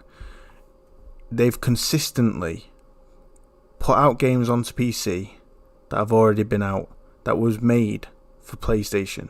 They weren't made for PC. They weren't co-made to release on PC day one. They're double dipping, right? Now there's rumours that Sackboy: A Big Adventure is coming to PC. It's been leaked that that's likely coming. But guys, I mean, come on. Not only is that a cross-gen title, but it didn't sell great. It really didn't. It's criminally. They're not going to buy it. They won't buy it. It's criminally undersold. And to be honest, I don't see Sackboy coming to PC. I see Demon's Souls going to PC. I think that would be. Well, the thing with Sackboy is they found it. The thing with Sackboy is I think they found it in like the Steam database, and it was part of that leak. So that's why people are saying Sackboy is next. Mm-hmm. Wouldn't it make sense to do Bloodborne before Demon Souls? No, yeah, Bloodborne. Bloodborne's absolutely coming to PC. It's just a matter of when they're gonna announce it. That's absolutely getting a PC version. They're absolutely doing a remaster for it. Absolutely. They better give us a remaster or something if they want to put that shit on PC. Yeah. Because I feel like since we haven't got a 60 FPS patch, they must be doing something more with that game. I think that's pretty much a given. Right. I'm pretty damn certain. I mean, they can't be blind. It was save systems. That's what it was. Huh? Dude, all right, so just let it run. Here you go. I got the video here. Okay, Wait, hold on. I'll have a look at your Discord and see. Are you streaming it on your Discord? Wait. No. The 17-minute mark. And then he says that, like, the save systems, and they complicated with co-op, like, how to deal with save systems. I'm like, if you made this game with co-op in mind, how would you just figuring out that save systems, like where people are going to be, what save state they're going to be when they join the game? Like, dude, they're a mess. If that's the design of this game, how does this stuff not work out now? Like, listen, you didn't think this stuff out? Jazz, you got Elden Ring is an open world co-op game. They've figured out a system. Dude, they haven't, and he says that's the reason why it's delayed. So here, it's I don't know what you're showing it on, Jess. Yeah, I'm not showing anything, but I'm going to give you the link. and you can run it at the 17-minute mark and just let it run. And Okay. there's all the juicy stuff there, and the stuff that people just don't want to talk about. I'll put it in. Where should I send it? Send it me. Discord. Yeah, go for it. All right. Let me see. I'll send it in the general thing, and then play it at the 17-minute mark. I found it. Man, it was hard to find. Okay, let's have a look at this. Which Discord are you popping it in? Uh-oh. The one that we're in right now. Well, the voice chat or in general? General? The general. All right, sweet. Yeah, put it in general. There we go. 17-minute mark. 17. Oops. It's the whole, makes everything. Let me. And also it goes to Chris's point, how he says the same stuff about it's complicated across all these different configurations of computers and stuff. So think about if it was just focused. What if it was just on Xbox? Okay, let's do this. To the Halo experience as well. I actually know if I told you this, Brian, right but now. my son and I, in a failure of parenting, I have not played Legendary Halo with my son. He's 19 now. So a couple weeks ago, we started playing campaign co-op Legendary together. We just beat Halo 2. The Jackal snipers are still a delight. And I just had a ton of fun. And it reminded me just how essential that experience of playing campaign together with your family and friends, whether networked or split screen, really is. Unfortunately, as we focused the team for shutdown and really focused on a quality experience for launch, we made the really tough decision to delay shipping campaign co-op for launch. And we also made the tough call to delay shipping Forge past launch as well. Well, Joseph, I mean, clearly this was not a decision that you or the team has taken lightly, right? I mean, we know this is just an integral part of the Halo experience. So can you just talk through a little bit of kind of just the why, like why was this a decision? You and I talk about this a lot, and everybody in the studio has the same conversation, which is what is our number one priority? Well, our number one priority is making sure that whatever we ship, whenever we ship it, it meets the right quality bar. Across all platforms, Xbox devices, PC, and all different configurations. Right there, and when we looked at these two experiences, Campaign Co-op and Forge, we made the determination they're just not ready. And as a studio, we don't want to ship things if they're not ready, so people can play them, have fun, have a nice, stable, performant experience. So we're going to keep Campaign Co-op and Forge in the oven for a little bit longer, and then when they're ready, we're going to release them as part of our seasonal roadmap next year.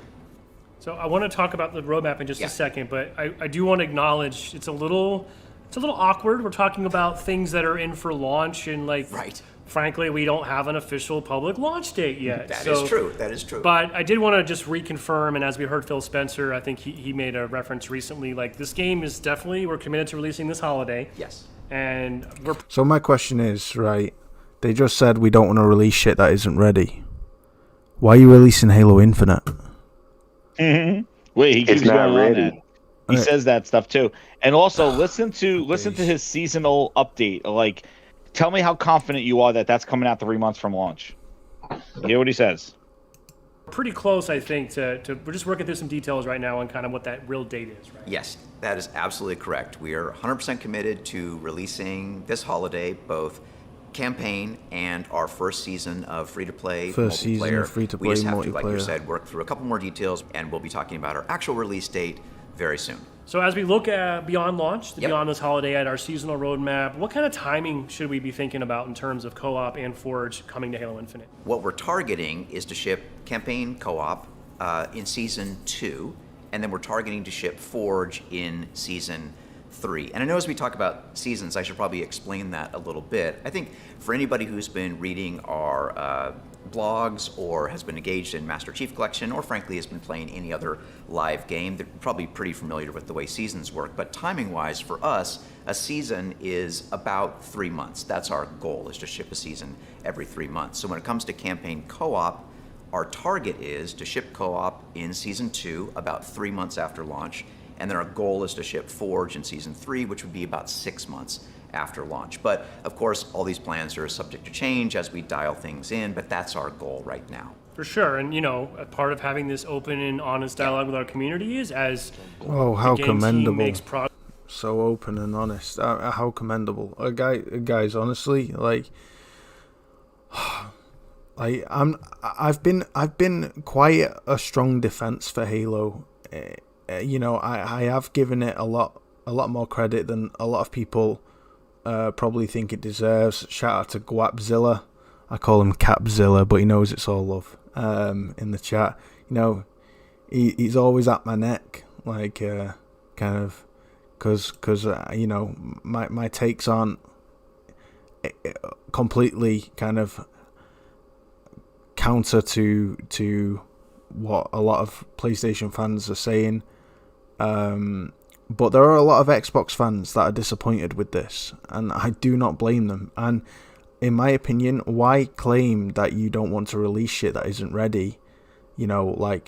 Oh, bless your kind heart, sir, and yet you're releasing Halo Infinite when it's not ready. You've just admitted these things are integral to the Halo experience, and you're releasing it without them, and releasing them 6 months later down the road. Just delay Halo for 6 months. Release the multiplayer. Do not release the campaign. Why would anybody want to experience the campaign solo if they have always wanted for the first time? If they wanted to kind of experience it with friends, like that's their tradition to experience it with friends, and to take that away. I mean, come on, would co-op really take you 3 months to implement? What are you doing right now? That's their target. That's their target. Remember, what about the Cyberpunk? We were supposed to have the updates, the next gen updates this year. That was their roadmap. Remember, they showed it to us. Their target. Not coming this year. It's not good. So again, does it say that on the box? Does it say when you buy $60 Halo campaign, the co-op is coming in 3 months? No. Well, and Forge maybe in season 2. They're not committed to those timelines. They're targeting that, and he says it. Whoa, you're not done. Keep hitting play. You got more. Got more. Enjoy. Bloody no, hell. There's more. Keep going. I'm gonna have Phil Spencer copyright my ass. For us, a season. Nah, they won't. I play this all about night, John. 3 months. That's our goal, is to ship a season every 3 months. So when it comes to campaign co-op, our target is to ship co-op in season 2 about 3 months after launch, and then our goal is to ship Forge in season 3, which would be about 6 months after launch. But of course, all these plans are subject to change as we dial things in, but that's our goal right now. For sure, and a part of having this open and honest dialogue with our community is, as the game team makes progress and development moves forward, we'll be able to provide updates and just sort of keep folks abreast of how things are going. Absolutely. Also should give a shout out that my understanding is Halo Insiders would have the opportunity to participate in some hands-on Forge ahead of release through flighting, similar to how we've been doing the tech preview for multiplayer this year. Yeah, that's absolutely right. And I think when it comes to Forge, I mean, maybe just a little bit more context for people to understand why we're taking a little bit more time with it. So the Forge tool is amazing. I mean, I was around at the beginning of Forge, and see how it's progressed is really, really cool. And I can't wait to see what people begin to create with it. But as a tool set, it's really advanced, and it's going to hopefully give people the ability to create a whole bunch of new, innovative, novel experiences. But again, there are technical complexities there, and it's just going to take time to get it right. And on the co-op side, I mean, we have the opportunity to play campaign all the time. It's this wonderful, here we wide go. open, This is about the spawning, isn't it? non-linear take on a Halo campaign, and it's going to offer so much more flexibility to take down banished bases from all kinds of different angles, to progress through the game in your own way to a certain extent. And at the same time, though, that's complicated when you think about save systems and all the technology that needs to drive this more non-linear experience. So in the co-op scenario, that's even more complicated, and that's another reason why it's going to take longer, just to make sure it's quality day one and people can jump in and play and have fun. He said just to make sure it's quality day one. It's not day one, my dude. It's quality day, 90, day 100. I don't know, guys. It's so backwards. I just can't believe they're launching Halo without co-op. And people, it is what it is. At least the handling and the way the game plays is up to hardcore Halo fans' expectations and standards. Like, they're really happy with it. It addresses all the issues that Halo 5 suffered with. I really like the customization as well of the Spartans. Like, you're able to customize the look of your character and even the UI of your character, like the voice and the AI that assists you. But there's a lot of freedom of expression there, which is pretty cool. I quite like that, and I can imagine that will add to the longevity of the gameplay. But this whole campaign bullshit is disappointing. That's if you buy the pass. Yeah. That's if you buy the battle pass. Yeah, I'm You get not the buying left that shit. shoulder pad and the left knee pad, and the right knee pad. Oh, Like, the free tier basically gives you practically nothing. That leaked already. It's if you subscribe to Game Pass, right? yeah. Well, that gives you some items as well, but if you just get the free tier, you don't get too much stuff. Secondly, the only way to get that stuff in the leveling is by doing the dailies and the weeklies. You don't get XP just for playing, like, winning the games or performing well, MVP or anything like that. That's not available at launch either. So the whole progression system is going to be tied to the daily challenges, get 5 headshots, win a game, and there's some, and I already played it in the beta testing thing, and there was times I didn't even get any XP, and I did well in the game. I didn't get anything because I had my dailies and weeklies didn't line up to give me any kind of XP for that match. So I got nothing. I got, like, played 1 out of 2 games. So I got 1 out of 2 games, and that was it. And it was Listen, Stronghold. Dude. I'm already tired of this damn game, and I ain't even played it yet. I know. Man, this I'm game, like, I'm sick of there's it. a lot. There's a lot I'm of going to stuff. be honest. I'm still looking forward to playing it. I am. I am genuinely excited to play it. Does that mean in any way, shape, or form it's to the standard it It's is? not gonna It's be- Halo? Absolutely not. I don't think play it's gonna it. be. I don't think it's gonna be a terrible game No. per se, but It's incomplete. there is a lot of Longevity things of it. that is That's holding the it back, and how they could have done it before, Well, and it doesn't look like, all the mismanagement, the mishaps within 343 is really putting a lot of negative effects of this game can truly be. Yeah, go ahead. Yeah, all I'll say is it's a damn good job they didn't call this Halo 6, because if they had called this Halo 6, the outrage would be a lot more than it is now. Let me tell you. Listen, so That's a good statement. Yeah. There, you're right. I got a question. It's not really related to this subject, but how many people here played Returnal? Yeah, I completed I it. played it. I went back to Amazing. it. Okay, My All right, game of the so- year. my game of the year for sure. So they recently did an so much update to the game, and there's a lot of people going back and forth. We're going back and forth about the game being easier now because of the update. How do you feel, Chris?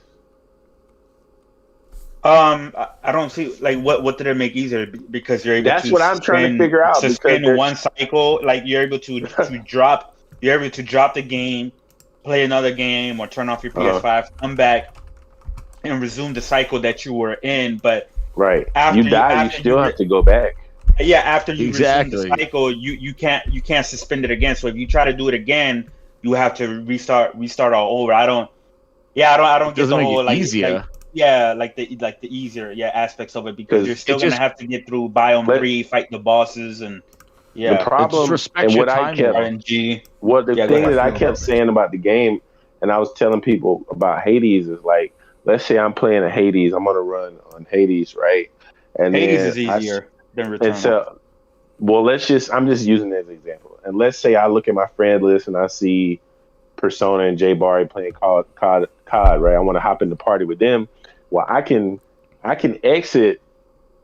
I could exit Hades and play, go and play a multiplayer game, and then hop right back into the game where I left off. All it's doing is suspending, it's just saving your place where you are. It doesn't make the game any easier. I mean, if you die, you still start over. And that's what I was asking for on Returnal. But I mean, it wasn't a big deal to me because I beat the game without it. But I did not like being a hostage to the game and not being able to play anything else, because if I play a different game, or if I turn off my console, Exactly. I got to start over. That's So a great that was point. my only issue. I don't think this update necessarily makes the game easier. It just makes it just a little bit more convenient.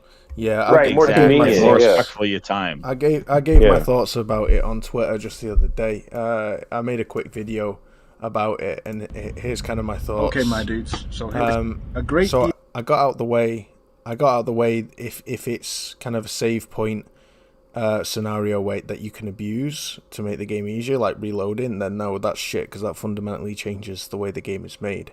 But then I go on to say this. 3, wouldn't you agree? They are bastards. If they get you, and they likely will, them kamikaze robots. Oh, you know what? I'm just gonna play it from the beginning. All right, it's only 2 minutes. Okay, my dudes. So here's my thoughts on Returnal, really quick.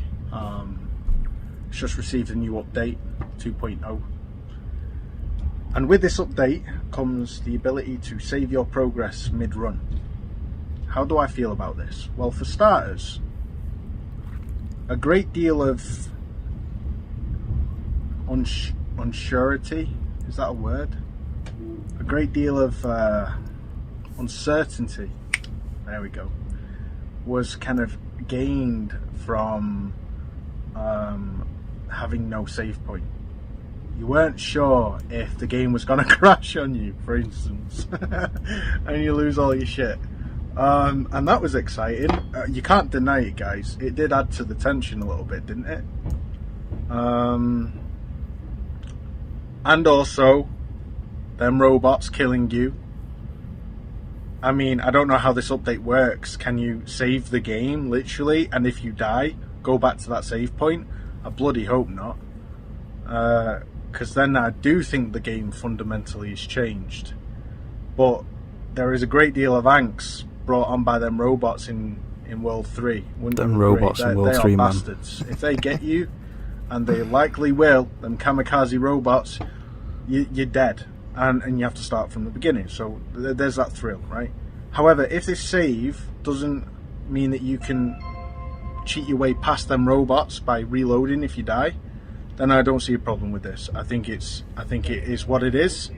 I think it's only a benefit to those who are picking up the game for the first time, and for purists who don't want that in the game, you can choose to ignore it. You can choose to not save the game at all and try and push through in one single run. So it's a win-win, but I don't believe that game developers should ever change their vision of a game for the sake of accessibility.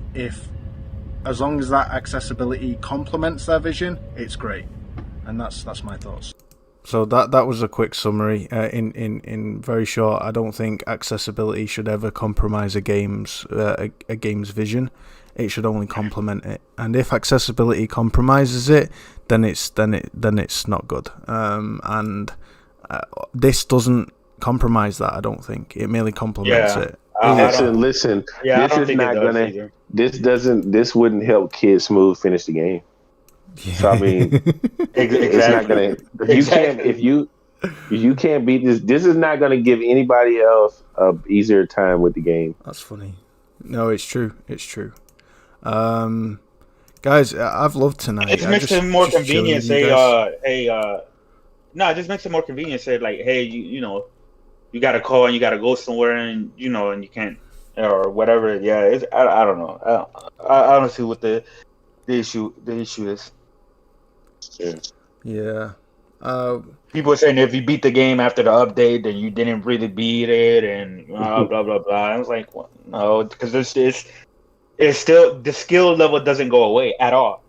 The skill level doesn't to beat the game does not go away, even if you could suspend the cycle for and it's just one. And once you suspend it and then resume, you lose the ability to suspend it again. You know, so yeah. So and the other issue too with Returnal was that when it launched, there was so many. Like I lost a couple of spots when it saved. Like it had an update. Like it was doing a lot of updates in the beginning where they were updating the game. So like if your game was suspended, it would reset it because it had updated. So that calmed down after the first few weeks or so. They stopped issuing updates. But every time they issued an update, I'm like, oh man, well there goes my run. You know. Mm-hmm. Shout out Like, to that was that's a pissed off, or like it crashed. That was another problem. I never experienced this thing. I had never had a crash with that game. I was Yeah. lucky I I didn't didn't have a have crash any either technical on that. issues. No corrupted saves, no crashes. I only Blue had did have one. I saw his. my Blue did have one. first crash. No lie, was after I beat the game, Ah, and I started looking for the sun fragments. That's when Oh, I had yeah. my first crash. But I did have the DLC. The DLC skin the or whatever. DLC. That happened to me yeah. twice, where like the rooms wouldn't open up, and you'll get Yep. stuck in a room. That happened to me Yeah. once. Mhm. Yeah, that happened to me. That happened to me once where you go into a room like on the second biome, and like I couldn't escape. Like that teleporter wasn't there, or the teleporter wouldn't let me like leave. Yep. I'm just But again, they're opening up to another market because already won one game of the year already, and it's gonna at the end of the year Listen. they're gonna put their games on sale, dude. The people in the community saying they're going to buy the game now weren't interested in the game to begin with. yeah. Yeah, it's Well, like they're gonna drop the price on it. it's really not going to change anything about the difficulty in the game. It's this double dip model. It's You really see not. that they're now double dipping save save games. I'm joking. Right. Yeah, But, and that is good to hear that Returnal won the game of the year, like that dev award show, whatever it was called. So yeah. yeah. And in short, guys, One thing I want. Oh, I was gonna say something to this only on Xbox guy trolling in the comments, whatever. The thing is about this co-op stuff. This out of all the Halo games would warrant the co-op, like a Borderlands style, because this is open world Halo, and the other ones were kind of linear, where it really, at least you had the story to carry you through, and the matter linearity. too much. Yeah. The story was carrying through. This one being open world and had to take on bases and stuff. It'd be more fun. It would need co-op. Like co-op would probably add by another point or two to its score or to how it's received. Yeah. By factoring having co-op in there, like CFD style. Remember Fun with Friends? Yeah. This game looks a little kind of, how many things are you going to go banish areas? Are you going to take out strongholds? And you even heard Joseph stating in that thing, it sounds like, play it your way. You know what? The thing is that Master Chief doesn't look like he has a big skill tree. You update his come his on. equipment. That's about it. This whole Can he jump higher, play your climb? way. This whole play your way has been pitched since Far Cry 2. And I'm sorry, it's starting to get old, right? This whole play your way is getting old, and this whole taking out bases thing, if there's not many set pieces to push you through, and it's just the same repetitive. I'm confident about the multiplayer in Halo. I think the multiplayer is going to be dope. It's going to be Splitgate-esque, but better, probably, because it's got higher production values and stuff like that. Hold on, Woody, real quick, because you said the play your way. Well, there is one open world game that does benefit from the play it your way, but. What? I was gonna say Breath of the Wild. Breath of the Wild. Yeah. Fair enough. But Yeah. but at the same time, it's kind of more coined Play in. Borderlands by yourself. Yeah, exactly. It's boring. It's boring. And actually, that's not bad by yourself, but it is pretty boring by yourself. It's a grind. But also, it's kind of like, if you're not gonna do it better than Metal Gear Solid 5, then what's the point? It's. Yeah, without if it's single player kind of. And that's a open good world. point, Wally. Like Metal Gear Solid 5, look how many. You're right. Look how much. There's like so many different ways options. to play. There's so many different ways to do that, and that's what I'm saying. I don't see that in the Halo leveling up system. Like it doesn't like Master Chief could jump higher or clamor or do anything besides just update his 5 equipment slots, and. It doesn't, and also too, it doesn't look like the brutes have like a detection like Metal Gear Solid where you could sneak up on them, you can infiltrate the base. You know what I think it is, guys? Where is it? I think the whole play away. It's not the fact that the game is going to offer a lot of variety in the different tools you can utilize. I mean, obviously the grappling hook is going to open up, some things, right? It's going to have, and that's it. But I think is when you get into these large open areas, right? This open world area or whatever. It's probably going to have say they have three objectives. Well, it's more of like you can take each objective in any order, I guess that's the play your way, but doing That's those what it objectives is. are probably going to be You the could same. go. Yeah. You could take the stronghold on the left, or you could do the stronghold on the right. You choose Right, where exactly. you want to It's go. play your way. It's Yep. like Play it your way. You Like can you do don't it. have to do the one on the you left. can do it at night or daytime, and it makes fuck all Yeah. difference. But it looks You different. don't have to go right all the time. You could go left and do that stronghold. Well, hell, just pass up the 2 strongholds and do the one Now, all the way up north. Do you want to show Do this? it. Do you want to show this shoot this gas canister with bullets or with a rocket launcher? You know, Exactly. it Like, still So you want to blows up. pick up the Pretty gas shallow. canister and throw it at somebody, because I seen that in the Yeah. gameplay too. Yeah, Where they you- pick up Well, the canister. go in with On a a- mongoose. Or on a go in legit- with an air. On a legit Mm-hmm. note, I'm excited for the whole experimentation, grapple hawk kind of. There's some pretty cool physics that you can do. That they showcase some pretty sweet kind of fluid moments where he grapple hooked that explosive material and he threw it after throwing a grenade, and you can use your environment to take on these enemies, which is pretty cool. How they showcase that, but yes, I agree. There is. This game's campaign is what worries me, and there is a risk that this campaign is going to feel soulless because it's literally Master Chief Errands edition. You just do it, Yeah, go save a bunch of Marines and get them in the thing. And like, are you building an army like Ghost of Tsushima style? Are you built like? Do you have co-op buddies that you could assign and tell them to go places? Like, where is the variety in the gameplay, especially if you're by yourself? That's why I said it needs co-op. Like, imagine rolling in with a warthog and with the 4 of world, your friends and think of the world and just taking over a base. Is That the world, sounds fun. Does the world feel alive, or is it just a series of bases and enemies? Is it just like a? I know, that's what it looks like. Are there civilians? Are there NPCs? Kind of. Are there villages to But level up? they interact? did. No. They did show an NPC getting on the back of the Warhawk and manning the gun. Yeah, Which is that's the saving the disrespectful because Marines. that's what's supposed to be. That's supposed to be co-op feature. It's disrespectful. No. That's a side mission to save Marines. They said that, like, you save Marines and they're. No, I know, but they're you know what I'm saying? prisoners. Like because they don't have co-op. Like if it was co-op, it's supposed to be your Yes. buddy in the back of the. I gotcha. Man in the gun, but it starts to show that NPC man in the gun because there's no co-op. Yeah.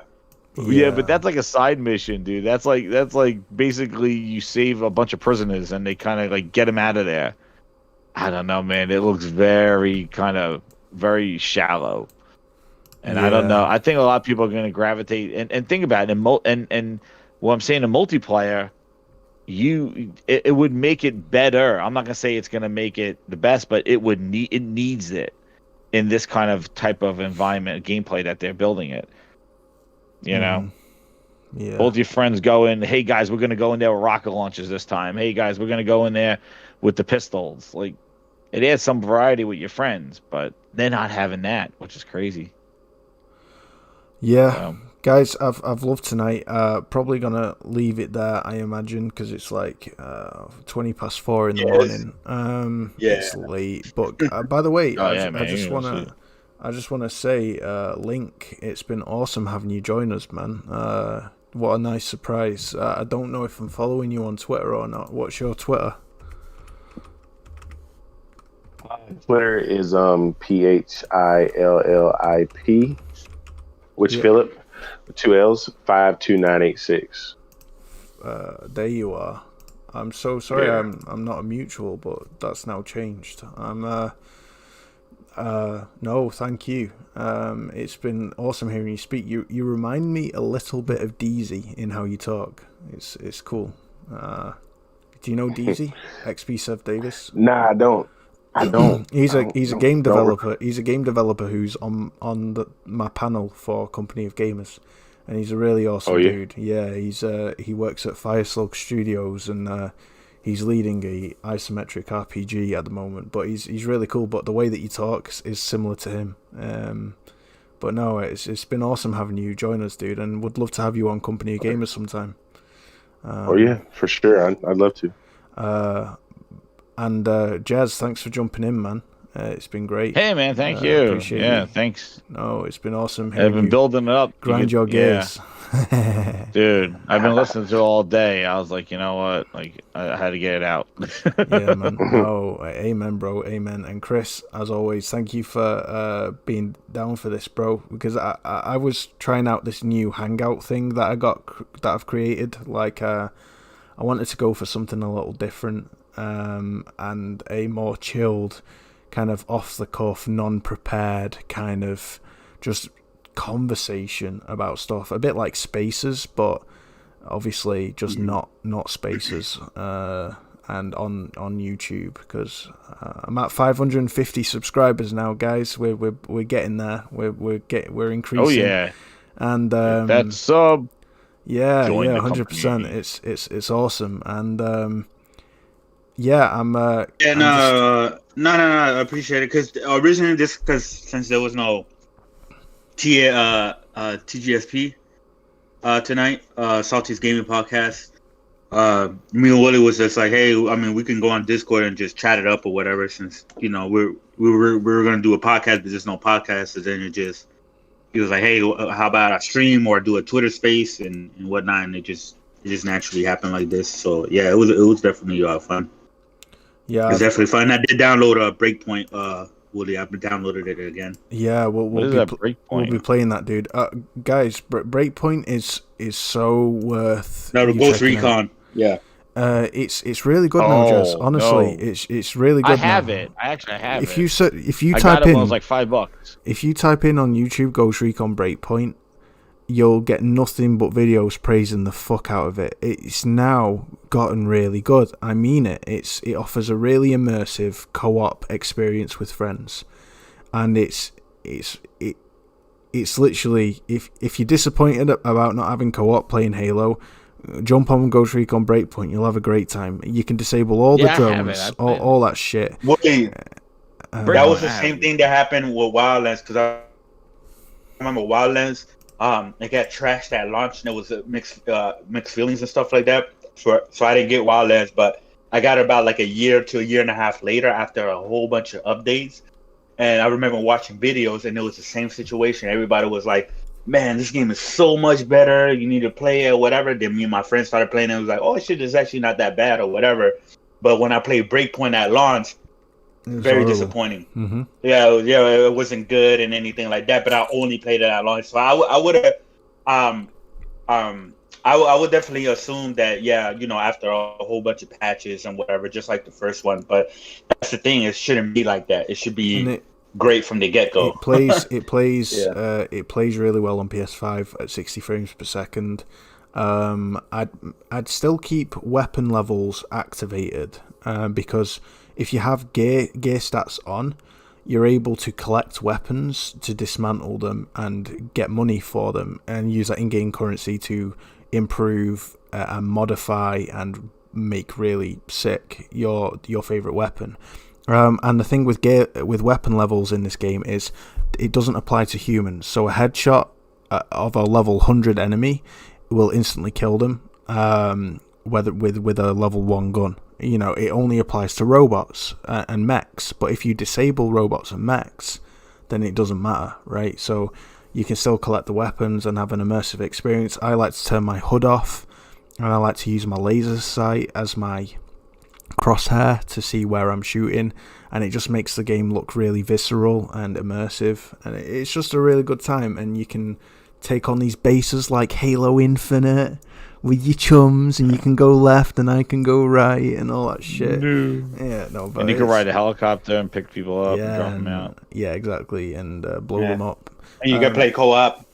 Exactly, you can play co-op.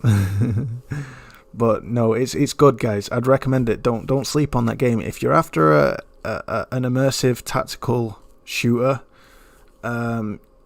give Ghost Recon a look. I mean it. It's Ghost Recon Breakpoint. I dare say, finally, you could give it a pass for being called a Tom Clancy game. And I know that's a shocking thing to say, but Yeah, it's still not Ghost Recon though. No, I agree. But there have been significant improvements and quality of life improvements, and also you can completely change the way the game feels and plays by disabling all the bullshit that they put into it day one. So it's cool. But yeah, so yeah, I guess this will do until I guess Breakpoint will do until what was that game called, The Day Before or something like that? The day before, yeah. Oh, yeah. Yeah, I'm looking forward to that game. Does that come out this year? Next year. Or is it next 23? year. Is it 2023 or 2022? I don't know. Hopefully I think it's 2022. Yeah, it's 2022. But yeah, guys, it's been a fire show. I hope you guys like this new little style of podcast. It's not Company of Gamers. I've called it the Hangout with Wooly Gamer and obviously Co. People who can jump in and talk. It's kind of going to be my YouTube equivalent of a Twitter Spaces. So if this is something that you enjoy, please let me know on Twitter. Give the show a shout out and let me know if you want to see more of this. I've certainly enjoyed making it for you guys, and I've loved the panel who have made tonight a great show, a really great kind of start to this kind of thing that I'm trying to go for. And yeah, I love you all. Thank you for being awesome. Be sure to follow Link52986. He's literally Link52986 on Twitter, or at Philip with 2 L's. He loves those L's, man. Our Philip, he's taking them L's like a pro. 52986. Oh, dear. Philip 52986. No, I'm only kidding. My middle name's Philip, actually, except with 1 L. So there you go. Damn, he hit me. But yeah, I follow Jazz 7780, GMG, grinds my gears. Oh shit! I didn't even know I wasn't even following Link. I thought I was following you, Link. Yeah, But yeah. did you have another account? Same account. Link wasn't sharing it at first. Now he's sharing it. I know. You know what? 'Cause I might follow show. some other links because he's not the only Dude, one. I used to Like ask him on the show. Yeah, watch. You got a whole bunch of Nintendo fans you'll start following. Oh, you know what? There's one called there's a dude called Dark Link, and I thought that was you, Link. Oh, okay. I'm gonna post his name here in the chat. Thank you, only on Xbox, bro, for the subscriber. Shout out to you for holding your own. You've been really good fun in the chat. I think people have enjoyed the back and forth with you, dude. Like, Is that X Hawk? Is that X Hawk? I don't know who it is, but Y'all know who X Hawk is, right? Yeah, yeah. He's always insulty. but that ain't X Hawk. That's This is gonna be Wooly's X-Hawk. yeah. That's cool. Yo, did he just delete that comment where he says he's dropped a sub? That's it. That's hilarious. He trolled you. Bro, did he just do that? Maybe he didn't want to say it. He's fighting the good fight in the chat, hilarious. man. Yeah, Dude. Shout out, that's hilarious. He literally had me thanking him and for subscribing, and then he put, "Oops, I can't type LMAO." That's hilarious. Unless he's rewriting it, I don't know. But that was funny. No, but if he's trying to say subscribe to Game Pass. I think that's what he's trying to write. Yeah. If you only on Xbox, if you oh, you misspelled my name. You know what, Urical? I'm gonna do the unthinkable. Are you ready, guys? I'm gonna have this Xbox fanboy as a fellow moderator on. So I finally. No, that's not a good idea. I finally got only on Xbox. I've got an Xbox fanboy, a proper bot modding, but he's been great in the chat, and he's respectful, and he's good with the back and forth, and he also respects not muting people. He said, "Thank you for letting me speak my mind without timing me out." Dude, if ever I removed a moderator who was doing that. So I'm all for letting people speak. So don't ever worry about that. As long as you're not insulting people and being toxic and shit, you'll be fine. I've got good mods on the team who are all about that. So yeah, nice. But I finally got an Xbox fanboy as a moderator, guys. Can you believe it? Next I'll be having Pretzel Jones on the panel. Bloody hell. No, but on a serious note, it's been a pleasure. You all in the chat. Buck Roger, learn to get on with your new roommate. Only on Xbox is now a fellow moderator, so you'll have to learn to get on with him. But yeah. Oh man. No, I'm only kidding. But thanks for being awesome guys in the chat. Buck Roger, Guapzilla, DE, Toolman. The tools are here. The Toolman, Booster, and Magnificent Black. Booster's everywhere, man. He's in stock everywhere. Yeah. You could buy that Booster everywhere. Compost Smurf. Love that name. Just such a legend. Shout out to him. Why isn't he a mod anymore? I had him as a mod. Why isn't he a mod? What's going on? Compost Smurf. You're all awesome. Yeah, Umar, Yusha, all of you guys, thank you for being awesome. It's been a great show. Loved it. And I wish you all a very pleasant evening.